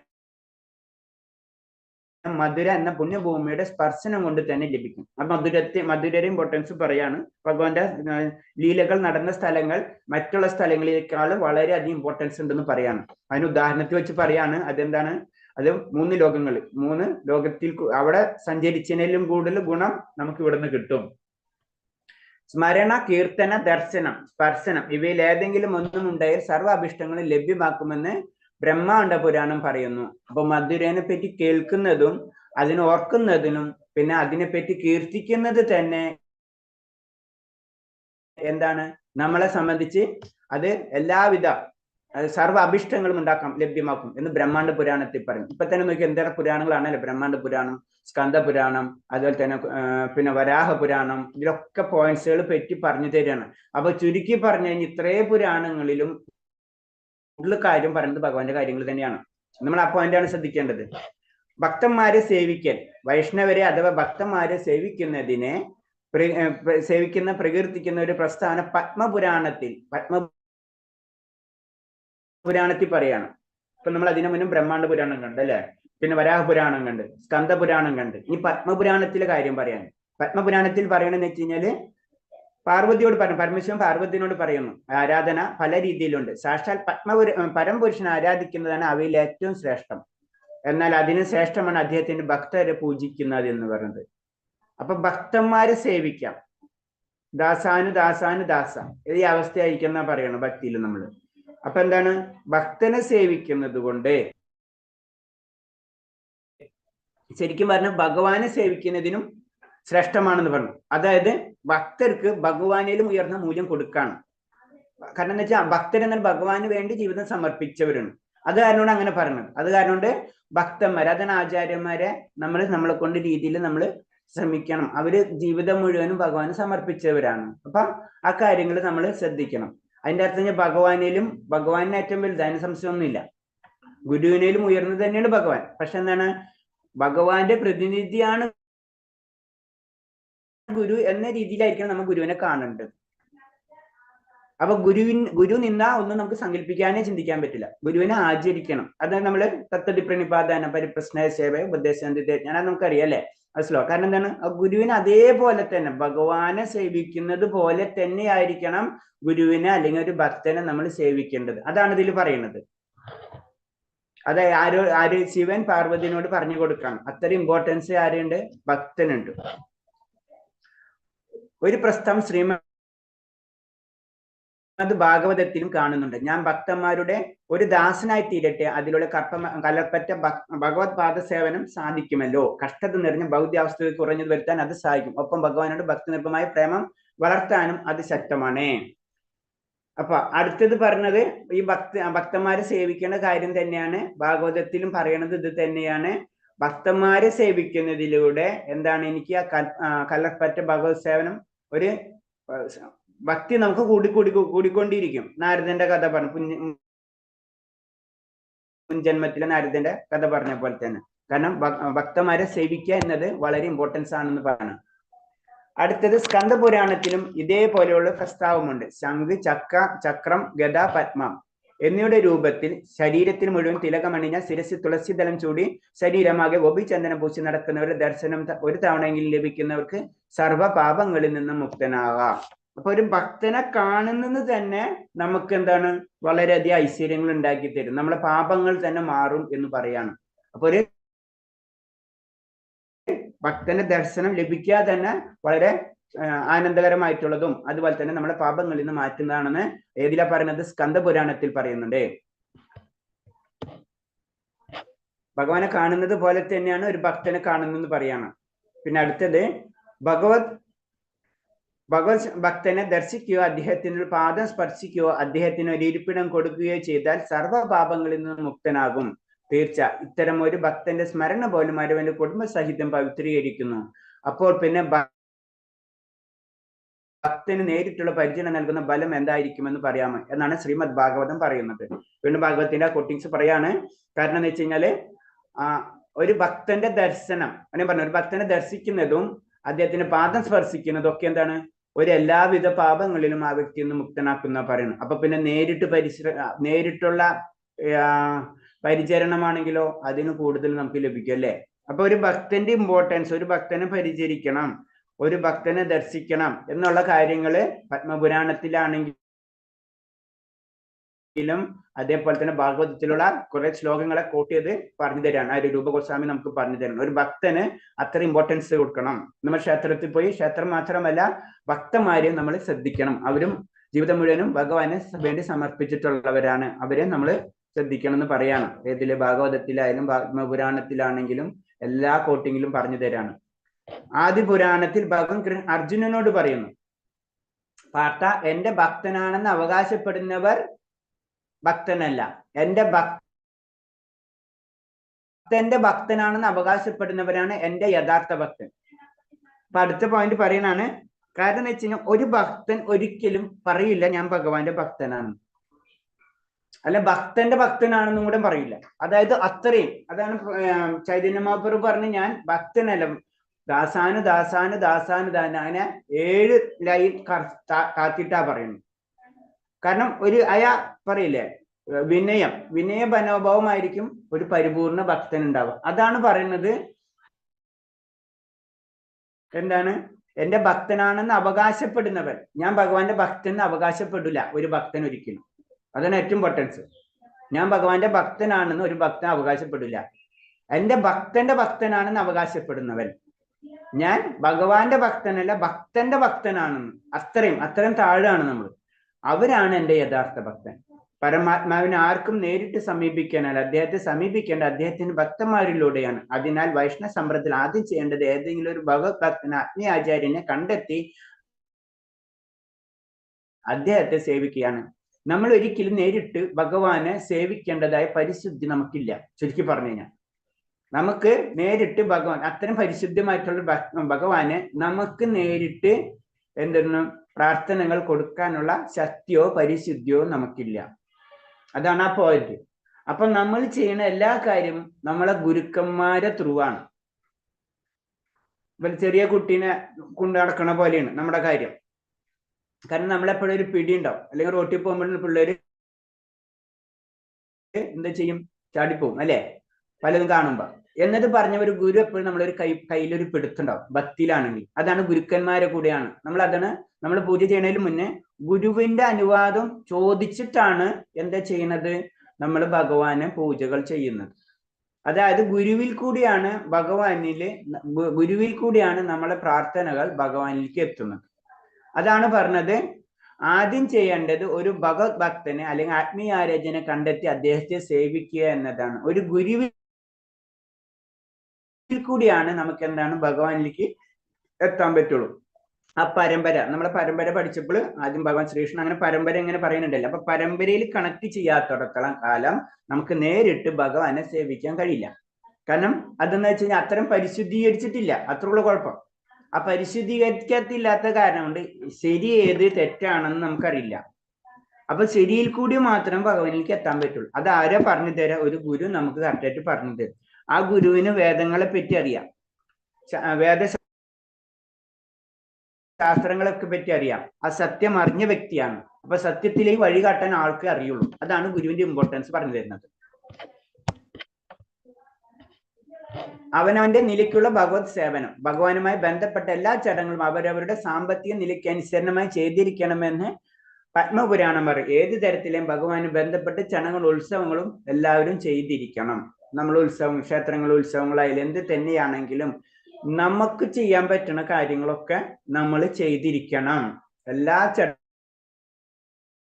ചടങ്ങുകളും നമ്മളുടെ സാമ്പത്തിക സ്ഥിതിക്ക് അനുസരിച്ച് നമ്മൾ ഭഗവത് സേവനങ്ങൾ ചെയ്തിരിക്കണം എന്നാ പറയുന്നത്. കാരണം നമ്മളെ രീതിയിൽ അറിയാം, നമ്മൾ ഈ ജന്മം കിട്ടിയതും ഭഗവാന്റെ കാരുണ്യമാണ് അല്ലെ. നമുക്ക് കിട്ടിയിട്ടുള്ള എല്ലാതും, സൗന്ദര്യമാണെങ്കിലും അതേപോലെ തന്നെ വിദ്യാഭ്യാസമാണെങ്കിലും ധനമാണെങ്കിലും കുലമാണെങ്കിലും, ഈ 4 കാര്യങ്ങൾ ഡയറക്റ്റ് ആണ്. അതിൽ ശരിക്കും നമ്മൾ ഒരു ഫട്സും ഇല്ല അല്ലെ. അനിൽ അംബാനിയുടെ മകൻ എന്തെങ്കിലും ചെയ്തിട്ടുണ്ടോ അല്ലെ? അനിൽ അംബാനിയുടെ മകൻ എന്താ ചെയ്തിട്ടുള്ളൂ, അനിൽ അംബാനിയുടെ മകനായിട്ട് ജനിച്ചു എന്ന് മാത്രം അല്ലെ. അപ്പൊ നമ്മൾ പറയാം കഷ്ടപ്പെട്ട അവർ കഷ്ടപ്പെട്ടില്ല, ജന്മത്തിന്റെ കർമ്മഫലം അപ്പൊ അതാണ് പറഞ്ഞത് ഇത് കർമ്മബലങ്ങളായിട്ട് ബന്ധപ്പെട്ടിട്ടുണ്ട്. നമ്മൾ വിചാരിക്കും നമ്മളാണ് എല്ലാതും ചെയ്താണ്, അല്ല ചില ശ്രദ്ധിച്ചാൽ അറിയാം. നമ്മൾ വളരെയധികം നമ്മളെ ജീവിതം നമ്മളുടെ അടുത്ത് മൈന്യൂട്ടായിട്ട് ശ്രദ്ധിച്ചാൽ അറിയാം പല സംഗതികൾ തന്നെത്താനെ വരുന്നത്. ചിലത് എത്ര പരിശ്രമിച്ചാലും കിട്ടൂല, ചിലത് ആ കറക്റ്റ് ടൈമിൽ ഓരോന്ന് വന്ന് ഇങ്ങനെ നിൽക്കുന്നത് അല്ലെ, നെഗറ്റീവ് ആയാലും പോസിറ്റീവ് ആയാലും. ശ്രദ്ധിച്ചിട്ടില്ല അത്? നമുക്കിപ്പോ കുറച്ച് ഏജ്ഡ് ആയിട്ടുള്ള നമുക്ക് ശരിക്കും അറിയാം. ഇപ്പൊ ചെറിയ കുട്ടികളോട് പറഞ്ഞാൽ അവർക്ക് പെട്ടെന്ന് മനസ്സിലാവില്ല. ഇപ്പൊ ജീവിതത്തിൽ നമുക്ക് കുറെ കാലം കഴിഞ്ഞായതുകൊണ്ട് നമുക്കറിയാം ഒരേ പോയിന്റ്സുകൾ എടുത്ത് നമ്മൾ ബാക്കിലേക്ക് റിവെന്റ് അടിച്ചു കഴിഞ്ഞാൽ നമുക്കറിയാം ഓരോ ജീവിതത്തിൽ ഓരോ പോയിന്റ്സുകൾ എടുക്കാം. അതെങ്ങനെ വന്നു എന്ന് നോക്കിക്കഴിഞ്ഞാൽ നമുക്കറിയാം അതൊരു നിമിത്തം പോലെ ഇങ്ങനെ കണക്ട് ചെയ്തിരിക്കുന്നതാണ്. അപ്പൊ അത് ശരിക്കും പഠിച്ചവരാണ് ആചാര്യന്മാര്. അതിന് കണക്ട് ചെയ്യാൻ കാരണം അതല്ല ജാതകമൊക്കെ കറക്റ്റ് ആയിട്ട് വരുന്നത് അല്ലേ. ശരിക്കും ജാതകമൊക്കെ അതാണ്. ഈ ജാതകം മുഴുവനും ഏതിൽ വരുന്നതാണ്, ഏത് സെക്ഷനിലാണ് ജാതകമൊക്കെ വരുന്നത്? നമുക്ക് മുന്ന് പറഞ്ഞത് വേദങ്ങളിൽ പറയുമ്പോ കർമ്മകാണ്ഡത്തിൽ ഒരെണ്ണത്തില് പറയുന്നല്ലോ. അതന്നെ, അത് കർമ്മകാണ്ഡ സെക്ഷനിൽ തന്നെയാണ് വരുന്നത്. വേദങ്ങളിൽ കർമ്മകാണ്ഡ സെക്ഷനിൽ തന്നെയാണ് അതൊക്കെ വരുന്നത്. അപ്പൊ വന്നത് ഇത്രേ ഉള്ളൂ. കാരണം എന്ന് വെച്ച് കഴിഞ്ഞാല് പത്മപുരാണത്തിൽ പറയുന്നത് നമ്മൾ കൊണ്ട് ചെയ്യാവുന്ന കാര്യങ്ങളൊക്കെ നമ്മൾ ചെയ്തുകൊണ്ടിരിക്കണം. ഹരേ കൃഷ്ണ.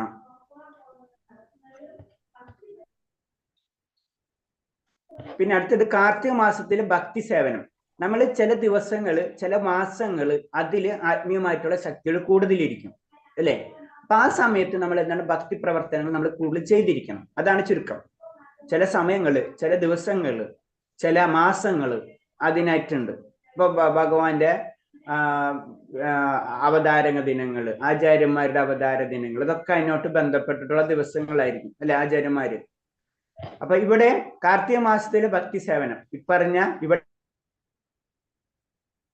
അനുഷ്ഠാനങ്ങളിൽ ഏറ്റവും പ്രധാനപ്പെട്ടത് കാർത്തിക മാസത്തിൽ ഊർജ വൃദ്ധമാണ്. വൃന്ദാവനത്തിലെ ഊർജ വൃദ്ധത്തിലെ ഏറ്റവും വലിയ സവിശേഷത ഭഗവാനെ ദാമോദര രൂപത്തിൽ ആരാധിക്കുന്നു. നമുക്ക് കാർത്തിക മാസത്തിന്റെ പ്രത്യേകത നമുക്കറിയാം. കാർത്തിക മാസത്തിൽ എന്ന് പറഞ്ഞാൽ ദാമോദര രൂപത്തിൽ അല്ലെ, ചെറിയ കെട്ടിയിട്ടുള്ള കയറുകൊണ്ട് കെട്ടിയിട്ടുള്ള രൂപത്തിൽ നമ്മൾ ആരാധിക്കുന്നത്.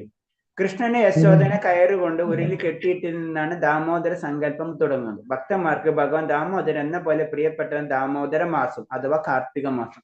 കാർത്തിക മാസത്തിന് ദാമോദര മാസം എന്ന് പറയും. ഒക്ടോബർ നവംബർ സമയത്ത് വരുന്ന സമയമാണത്. അപ്പൊ അവിടെ എന്ന് പറയുമ്പോൾ എന്താണ് അതിൽ ഭഗവാന്റെ എന്താ നമ്മൾ തുടങ്ങിയ മാസം അതാണ്, ഒക്ടോബർ മാസമാണ്. ഹരേ കൃഷ്ണ, ഹരിബോൽ. അത് വളരെ ഇമ്പോർട്ടന്റ് ആയിട്ടുള്ള ഒരു മാസമാണ്. ഭക്തിക്ക് ഏറ്റവും കൂടുതൽ നമ്മൾ ഉയർത്തുന്ന ഒരു മാസമാണ്. അതിന്റെ പ്രത്യേകത എന്താണ്? അത് ആ മാസത്തിന് ദാമോദരയിലേക്ക് പ്രത്യേകത എന്താണ്? നമ്മളെ ഉയർത്തും എന്ന് പറയാൻ കാരണം എന്താണ്? അതിലാണ് ഭഗവാന്റെ എല്ലാ ലീലകളും വന്നത്. ഗോവർദ്ധന ഉയർത്തിയത്, കാളിയന്റെ അഹങ്കാരം തീർത്തത്, അങ്ങനെ കുറെ ഭഗവാൻ ലീലകൾ ആ മാസമാണ്. കാർത്തിക മാസത്തിലായിരുന്നു. അതുകൊണ്ടാണ് ആ മാസത്തിന് ഇത്തരം പ്രാധാന്യം. പിന്നെ ഭഗവാൻ എന്താണ്? ഭഗവാൻ എന്ത് രൂപമായിരുന്നു? ചെറിയ ശിശു രൂപമായിരുന്നു അല്ലെ. അതായത് ചെറുപ്പത്തിലുള്ള രൂപമാണ് അല്ലെ. ചെറുപ്പത്തിലുള്ള രൂപത്തിന് ചെറുപ്പമുള്ള ചെറിയ കുട്ടികളുടെ പ്രത്യേകത എന്താണ്? നിഷ്കളങ്കത. നിഷ്കളങ്കത ആകുമ്പോ എന്താണ്? എന്ത് ചോദിച്ചാലും അവര് എന്ത് ചോദിച്ചാലും സത്യം പറയൂ, സത്യം പ്രവർത്തിക്കും. നമ്മൾ എന്ത് ചോദിച്ചാലും അവര് തരും ചെയ്യും അല്ലെ. മോനെ അവിടെ നിന്ന് എടുത്ത് അതെടുത്തുകൊണ്ട് തരാൻ പറ്റും, ഒന്നും നോക്കില്ല, അതെടുത്തും കൊണ്ട് തരും അല്ലെ. വേറെ ഒരിക്കലും വലുത കുട്ടികളുണ്ടെങ്കിൽ എന്തെങ്കിലും ചോദിക്കും അല്ലെ. ചെറിയ കുട്ടികളുണ്ടെങ്കിൽ അല്ലെ. വലുതാകുമ്പോൾ വലുതാകുമ്പോ ചോദിച്ചാൽ തരില്ല. മനസ്സിലായ? അതാണ് പ്രശ്നം. അപ്പൊ ഭഗവാനോട് നമ്മൾ ചെറിയ പ്രായത്തിൽ ഭഗവാനോട് ചോദിക്കും. മനസ്സിലായില്ല ആ മാസത്തിന്റെ പ്രത്യേകത? ഭഗവാൻ ചെറിയ പ്രായമാണ്. അപ്പൊ ഭഗവാനോട് എന്ത് ചോദിച്ചാലും ആ സമയത്ത് നമുക്ക് തരും. അതാണ് ആ മാസത്തിന്റെ പ്രത്യേകത. ഭഗവാൻ ആ രൂപത്തിൽ ആണല്ലോ അല്ലെ. ഇപ്പഴാ ക്ലിക്ക് ചെയ്ത് ഭഗവാനോട് എന്ത് ചോദിച്ചാലും തരും എന്നുള്ളത്. അതാണ് ആ സമയത്താണ് നമ്മള് ആ ചെറിയ പ്രായത്തിൽ നമ്മൾ എന്താണ് നിഷ്കളങ്ക പ്രായമാണ്. ഭഗവാനും കുട്ടിത്താണ് അല്ലെ. ഒന്നും നോക്കൂല, അതുകൊണ്ട് എടുത്ത് തരും. മനസ്സിലായി? അതാണ് ആ പ്രായത്തിന്റെ പേര്. അപ്പൊ ഭക്തിയോ അത് പറഞ്ഞാൽ അന്ന് ഒന്ന് ചെയ്ത് കഴിഞ്ഞാൽ എത്ര കണ്ട് കോടി മടങ്ങാണ് നമുക്ക് അതിന്റെ ബലം കിട്ടുന്നത്. അത്ര ഇമ്പോർട്ടൻസ് ആണെന്ന് പറയുന്നത്. പത്മപുരാണം പറയുന്നു ഭഗവാൻ ഭക്തന്മാർക്ക് ഭക്തിയോ സുഖങ്ങളോ നൽകുന്നു. ഭഗവാൻ മുക്തിയോ ഭൗതിക സുഖങ്ങളോ നൽകുന്നു. എന്നാൽ മധുരപുര പുണ്യഭൂമിയിൽ വെച്ച് ഭക്തിയുദ്ധ സേവനം നടത്തി കഴിയുമ്പോൾ പിന്നീട് ആ ഭക്തന്മാർക്ക് ഭക്തിയുദ്ധ സേവനം മാത്രമേ ആഗ്രഹിക്കുള്ളൂ. അതാണ് ക്ഷേത്രങ്ങളെ പറ്റി പറഞ്ഞത്. അവിടൊക്കെ സന്ദർശനം ചെയ്തു കഴിഞ്ഞാൽ അവിടൊക്കെ വെച്ച് കഴിഞ്ഞാൽ മധുര അതുപോലെ തന്നെ ആത്മീയ കേന്ദ്രങ്ങളിൽ പോയി കഴിഞ്ഞാൽ നമ്മുടെ ആഗ്രഹത്തിന്റെ ഷേപ്പ് മാറും. നമ്മള് പിന്നെന്താണ് ഭക്തിപരമായിട്ടുള്ള കാര്യങ്ങളായിരിക്കും നമുക്ക് പിന്നെ ആഗ്രഹം ഉണ്ടാവുക, അല്ലാതെ ഭൗതിക സുഖമോ മുക്തിയോ ആയിരിക്കില്ല എന്നാ പറയുന്നത്. എന്ന് വെച്ചാൽ ഭക്തിയുദ്ധ സേവനം ഗൗരവമായി കണക്കാക്കാത്തവർക്ക് ഭഗവാൻ അത് നൽകുകയില്ലെന്ന് സാരം. മറ്റുള്ളവർക്കും കാർത്തിക മാസത്തെ മധുര മണ്ഡലത്തിൽ വെച്ച് നിയമക തത്വങ്ങളനുസരിച്ച് ഭക്തി സേവനത്തിൽ നടത്തിയാൽ ഭഗവാൻ അവർക്ക് തന്നെ വ്യക്തിപരമായി സേവിക്കാൻ അനുഗ്രഹം നൽകുമെന്ന് തീർച്ചയാണ്. അതാണ് ചുരുക്കി പറഞ്ഞത്. ഭക്തി മാത്രം ഭഗവാൻ പെട്ടെന്ന് തരില്ല. ഗൗരവമായിട്ട് ഭക്തി സേവനം നടത്താത്തവർക്ക് ഭക്തി ലഭിക്കില്ല. അതാണ്. അപ്പൊ അതിനുള്ള മാർഗമാണ് പറഞ്ഞു തരുന്നത് നമുക്ക്. അല്ല, അപ്പൊ ദാമോദര മാസത്തില് ഭക്തി ആവശ്യപ്പെട്ടൂടെ? നിഷ്കളങ്കതല്ലേ? ആ നിഷ്കളങ്കയാണ്. അതിന് പറഞ്ഞ കാർത്തിക മാസത്തിൽ തന്നെ നമ്മൾ ചെയ്യണമെന്ന് പറയണത്. കാർത്തിക മാസത്തിന് പ്രത്യേകത നമ്മൾ പറഞ്ഞു കഴിഞ്ഞു. ഇനി സാധാരണ രീതിയിൽ ഭഗവാൻ പറയണത് വെച്ച് കഴിഞ്ഞാൽ ഭക്തി ഭഗവാൻ പെട്ടെന്ന് തരില്ല. അതാണ് കാർത്തിക മാസത്തിൽ ചെയ്യണമെന്ന് പറഞ്ഞത്. കാർത്തിക മാസത്തിൽ കുറച്ച് ചെയ്ത് കഴിഞ്ഞാൽ അതിന്റെ റിസൾട്ട് വളരെ കൂടുതലാണ്. ആണ് കാർത്തിക മാസത്തിൽ ഭക്തിപരമായിട്ടുള്ള കാര്യങ്ങൾ കൂടുതൽ ചെയ്യണമെന്ന് പറഞ്ഞത്. മറ്റു മാസത്തിന് കുറവൊന്നല്ല, പക്ഷെ ഭക്തി തരുമ്പോ ഭഗവാൻ വളരെയധികം ശ്രദ്ധിക്കും.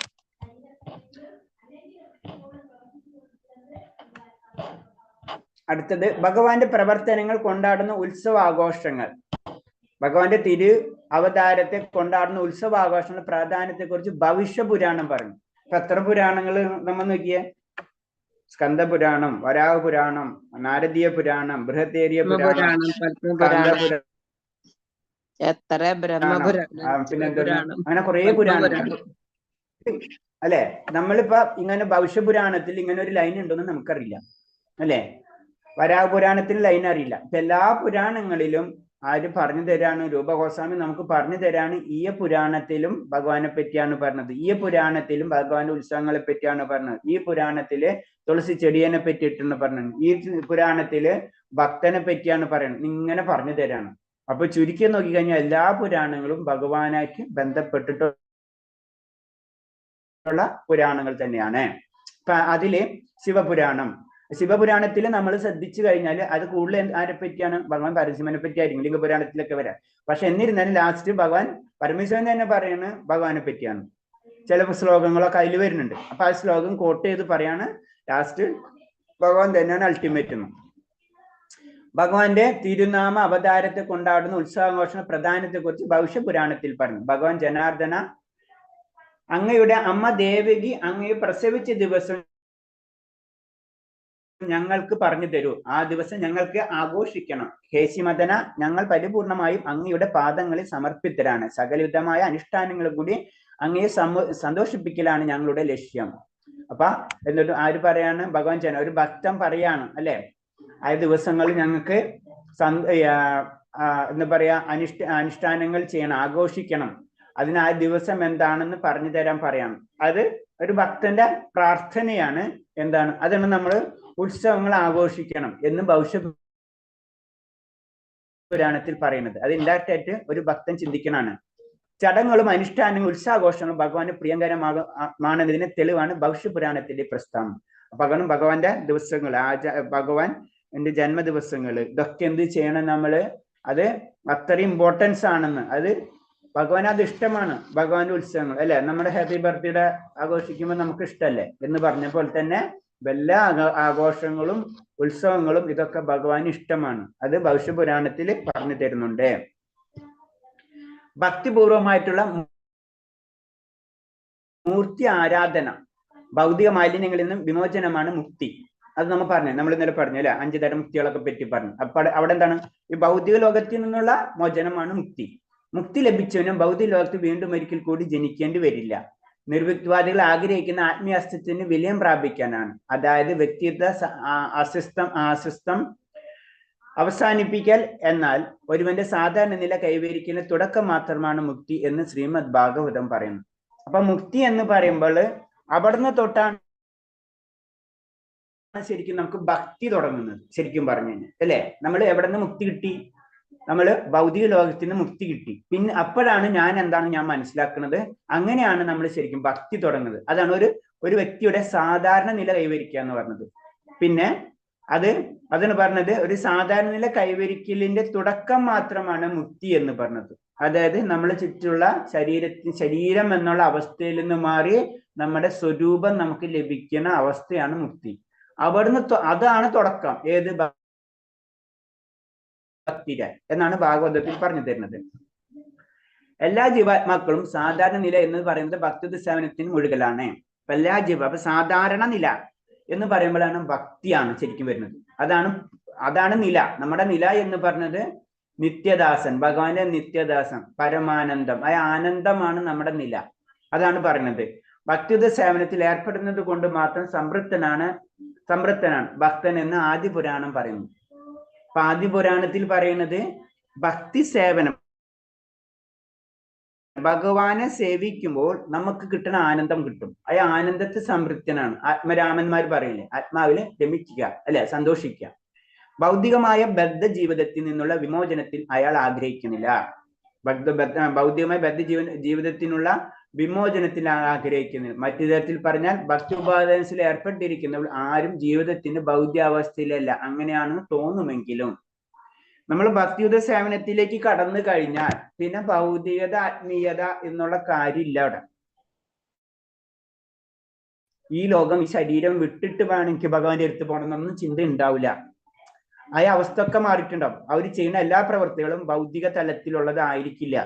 അവർ നിലനിൽക്കുന്നത് ഭൗതികതയിലാണെങ്കിലും അവർ ഭൗതിക അവസ്ഥയിലായിരിക്കില്ല എന്നാണ്. ഭൗതിക അവസ്ഥയിലല്ല അങ്ങനെ തോന്നുമെങ്കിലും, നമുക്ക് അങ്ങനെ തോന്നും. അവർ ചെയ്യുന്ന പ്രവർത്തനം ഭൗതികമായിട്ട് തോന്നുന്നുമെങ്കിലും നമുക്ക് അവർ ഭൗതിക അവസ്ഥയിലായിരിക്കില്ല.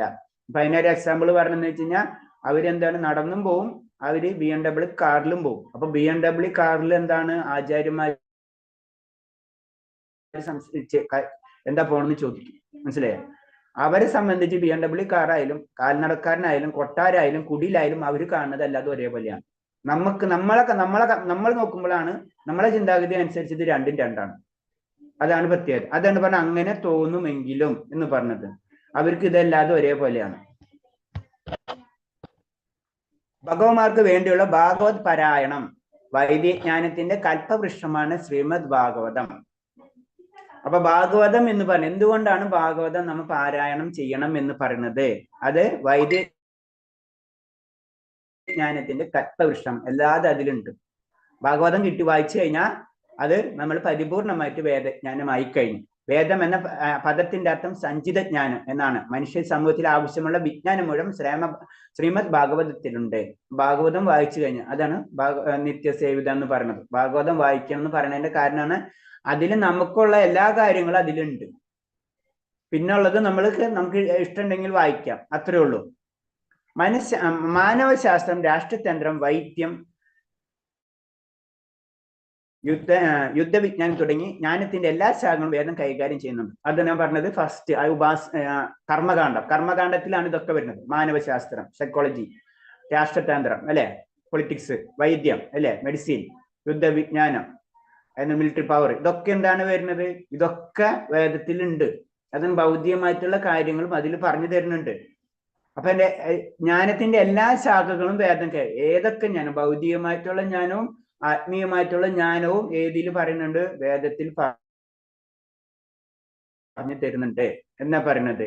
ആത്മവിജ്ഞാനത്തിന്റെ കാര്യം സമ്പൂർണ്ണമായി വിശദീകരിച്ചു തരും. അങ്ങനെ ആത്മീയ ജ്ഞാനത്തിന്റെ കാര്യം പൂർണ്ണമായിട്ട് വിശദീകരിച്ചു തരണം. കാരണം വേദത്തിന്റെ ലക്ഷ്യം ആത്മീയജ്ഞാനമാണ്. അപ്പൊ ആത്മീയജ്ഞാനത്തിനുള്ള കാര്യങ്ങൾ അതിൽ കാണും. അപ്പൊ അതിൽ കൂടുതൽ കാര്യം ആത്മീയജ്ഞാനത്തിന്റെ കാര്യങ്ങളായിരിക്കും, ഭൗതിക കാര്യത്തിന്റെ കാര്യങ്ങളും അതിൽ കാണാം. വേദമാകുന്ന കൽപ്പവൃക്ഷത്തിന്റെ പക്കമായ ഫലമാണ് ശ്രീമദ് ഭാഗവതം, പരിപൂർണമായിട്ടുള്ള അവസ്ഥ. ഭാഗവതം എന്ന് പറയുമ്പോ പിന്നെ അതിൽ നിന്നൊന്നും എടുത്തു കളയാനില്ല അല്ലെ. പരിപൂർണമായിട്ട് പക്വമായിട്ടുള്ള ഫലമാണ് ശ്രീമദ് ഭാഗവതം. അതിന്റെ ഉള്ളിലും പുറത്തൊന്നും കളയാനില്ല. നമ്മൾ ഒരു മാങ്ങ എടുത്തു കഴിഞ്ഞാൽ ഉള്ളിലും കേടായിരിക്കും, പുറത്തും ഇതായിരിക്കും അല്ലെ. രണ്ടും കളയണം നമുക്ക്. പക്ഷെ എന്താണ് ഭാഗവതം എന്ന് പറഞ്ഞാൽ അതിൽ നിന്നൊന്നും കളയാനില്ല. അതാണ് പക്വമായ ഫലമെന്ന് ശ്രീമദ് ഭാഗവതത്തിൽ പറയുന്നത്. ബലായുധ തത്വമാണ് വൃക്ഷത്തിന്റെ ആദരവ് നേടിക്കൊടുക്കുന്നത്. പഴങ്ങളുടെ രാജാവായ മാമ്പഴം ഉൽപ്പാദിപ്പിക്കുന്നതുകൊണ്ട് മാവ് വിലപ്പെട്ട വൃക്ഷമായി കണക്കാക്കപ്പെടും. മാമ്പഴം ആ വൃക്ഷത്തിന്റെ മഹത്തായ സമ്മാനമാണ്. വേദവൃക്ഷത്തിന്റെ പക്വഫലമാണ് ശ്രീമദ് ഭാഗവതം. മാങ്ങര കേസ് വെച്ചിട്ടാണ് ഉദാഹരണം പറയുന്നത്. മാങ്ങ അല്ല, മാമ്പഴം കാരണം കൊണ്ടാണ് മാവിന് വില. അതേപോലെ തന്നെ ഏതാണ് ഭാഗവതം ഉള്ളത് കാരണം കൊണ്ടാണ് വേദത്തിന് വാല്യം. അല്ലെങ്കിൽ ഭഗവാനെ പറ്റി പറയുന്നത് കൊണ്ടാണ് ആ വേദത്തിന് ആ വാല്യം കിട്ടുന്നത് എന്ന് പറയണത്. പഴുത്ത കായ്ക്കൾ ആദ്യം സുഖയുടെ സുഖം ചുണ്ടുകൊണ്ട് സ്പർശിച്ചാൽ അത് കൂടുതൽ സ്വാദിഷ്ടമാവും. അതേപോലെ തന്നെ സുഖദേവ ഗോസ്വാമിയുടെ സർവാദേശായിയായ മുഖത്തിൽ നിന്ന് നിർഗമിച്ചു കഴിഞ്ഞാൽ ഭാഗവതം കൂടുതൽ ആസ്വാദമായി. ഭാഗവതത്തെ പറ്റി പറയാണ്. ഭാഗവതം ആയിരുന്നെന്ന് പറഞ്ഞത് സുഖദേവ ഗോസ്വാമി അല്ലെ, പറഞ്ഞു കൊടുക്കാണ്. ആർക്ക്? പരീക്ഷിത്ത് മഹാരാജാവിന് പറഞ്ഞു കൊടുക്കണതാണ് ഭാഗവതം. അപ്പൊ സുഖം, അതായത് തത്ത എന്നുള്ളൊരു അർത്ഥം കൂടി ഉണ്ട്. സുഖം എന്ന് പറഞ്ഞ തത്ത എന്നാണ്. അപ്പൊ തത്തയുടെ ചുണ്ട് തൊട്ട് കഴിഞ്ഞാൽ ആ മാമ്പഴം കൂടുതൽ സ്വാദിഷ്ടമാകും. അത് നമ്മൾ മനസ്സിലാക്കേണ്ടത് ഏതായാലും തത്തന്റെ ഏറ്റവും നല്ല മാമ്പഴമായിരിക്കും കൊത്ത അല്ലേ. അപ്പൊ അതിന് പറഞ്ഞ സ്വാദിഷ്ടമാണ്. അപ്പൊ ആ മാങ്ങ ഏറ്റവും നല്ല ടേസ്റ്റുള്ള മാങ്ങയായിരിക്കും. അപ്പൊ അതേപോലെ തന്നെയാണ് ഭാഗവതം എവിടെ നിന്നാണ് വന്നത്? സുഖദേവ ഗോസ്വാമിയിൽ നിന്ന്. ഏറ്റവും ടേസ്റ്റ് ഉള്ളത് അല്ലെ, ഏറ്റവും ടേസ്റ്റ് ഉള്ളതാണ്, ഏറ്റവും സ്വാദിഷ്ടമുള്ളതാണ് ഏത്? ഭാഗവതം എന്ന് പറയുന്നത്. ഇവിടെ സ്വാദും കിട്ടും, അതിലെല്ലാതും ഉണ്ട്. നമുക്കറിയാം മാങ്ങ കഴിക്കുമ്പോൾ മാങ്ങയിൽ എല്ലാ പോഷക ഗുണങ്ങളും ഉണ്ട്, ടേസ്റ്റും ഉണ്ട്. എന്നത് പറഞ്ഞാൽ ഭാഗവതത്തിൽ എല്ലാ ആത്മീയ ജ്ഞാനങ്ങളും ഉണ്ട്, അതിൽ നിന്ന് നമുക്ക് ആനന്ദവും ലഭിക്കും. അതാണ് ഭാഗവതത്തിന്റെ ഇമ്പോർട്ടൻസ് പറയുന്നത്. ഓക്കെ, ഹരേ കൃഷ്ണ. നമ്മള് 15ാമത്തെ സ്ലൈഡ് എടുത്തു. അത് സുഖദേവ ഗോസ്വാമി സുഖദേവ ഗോസ്വാമി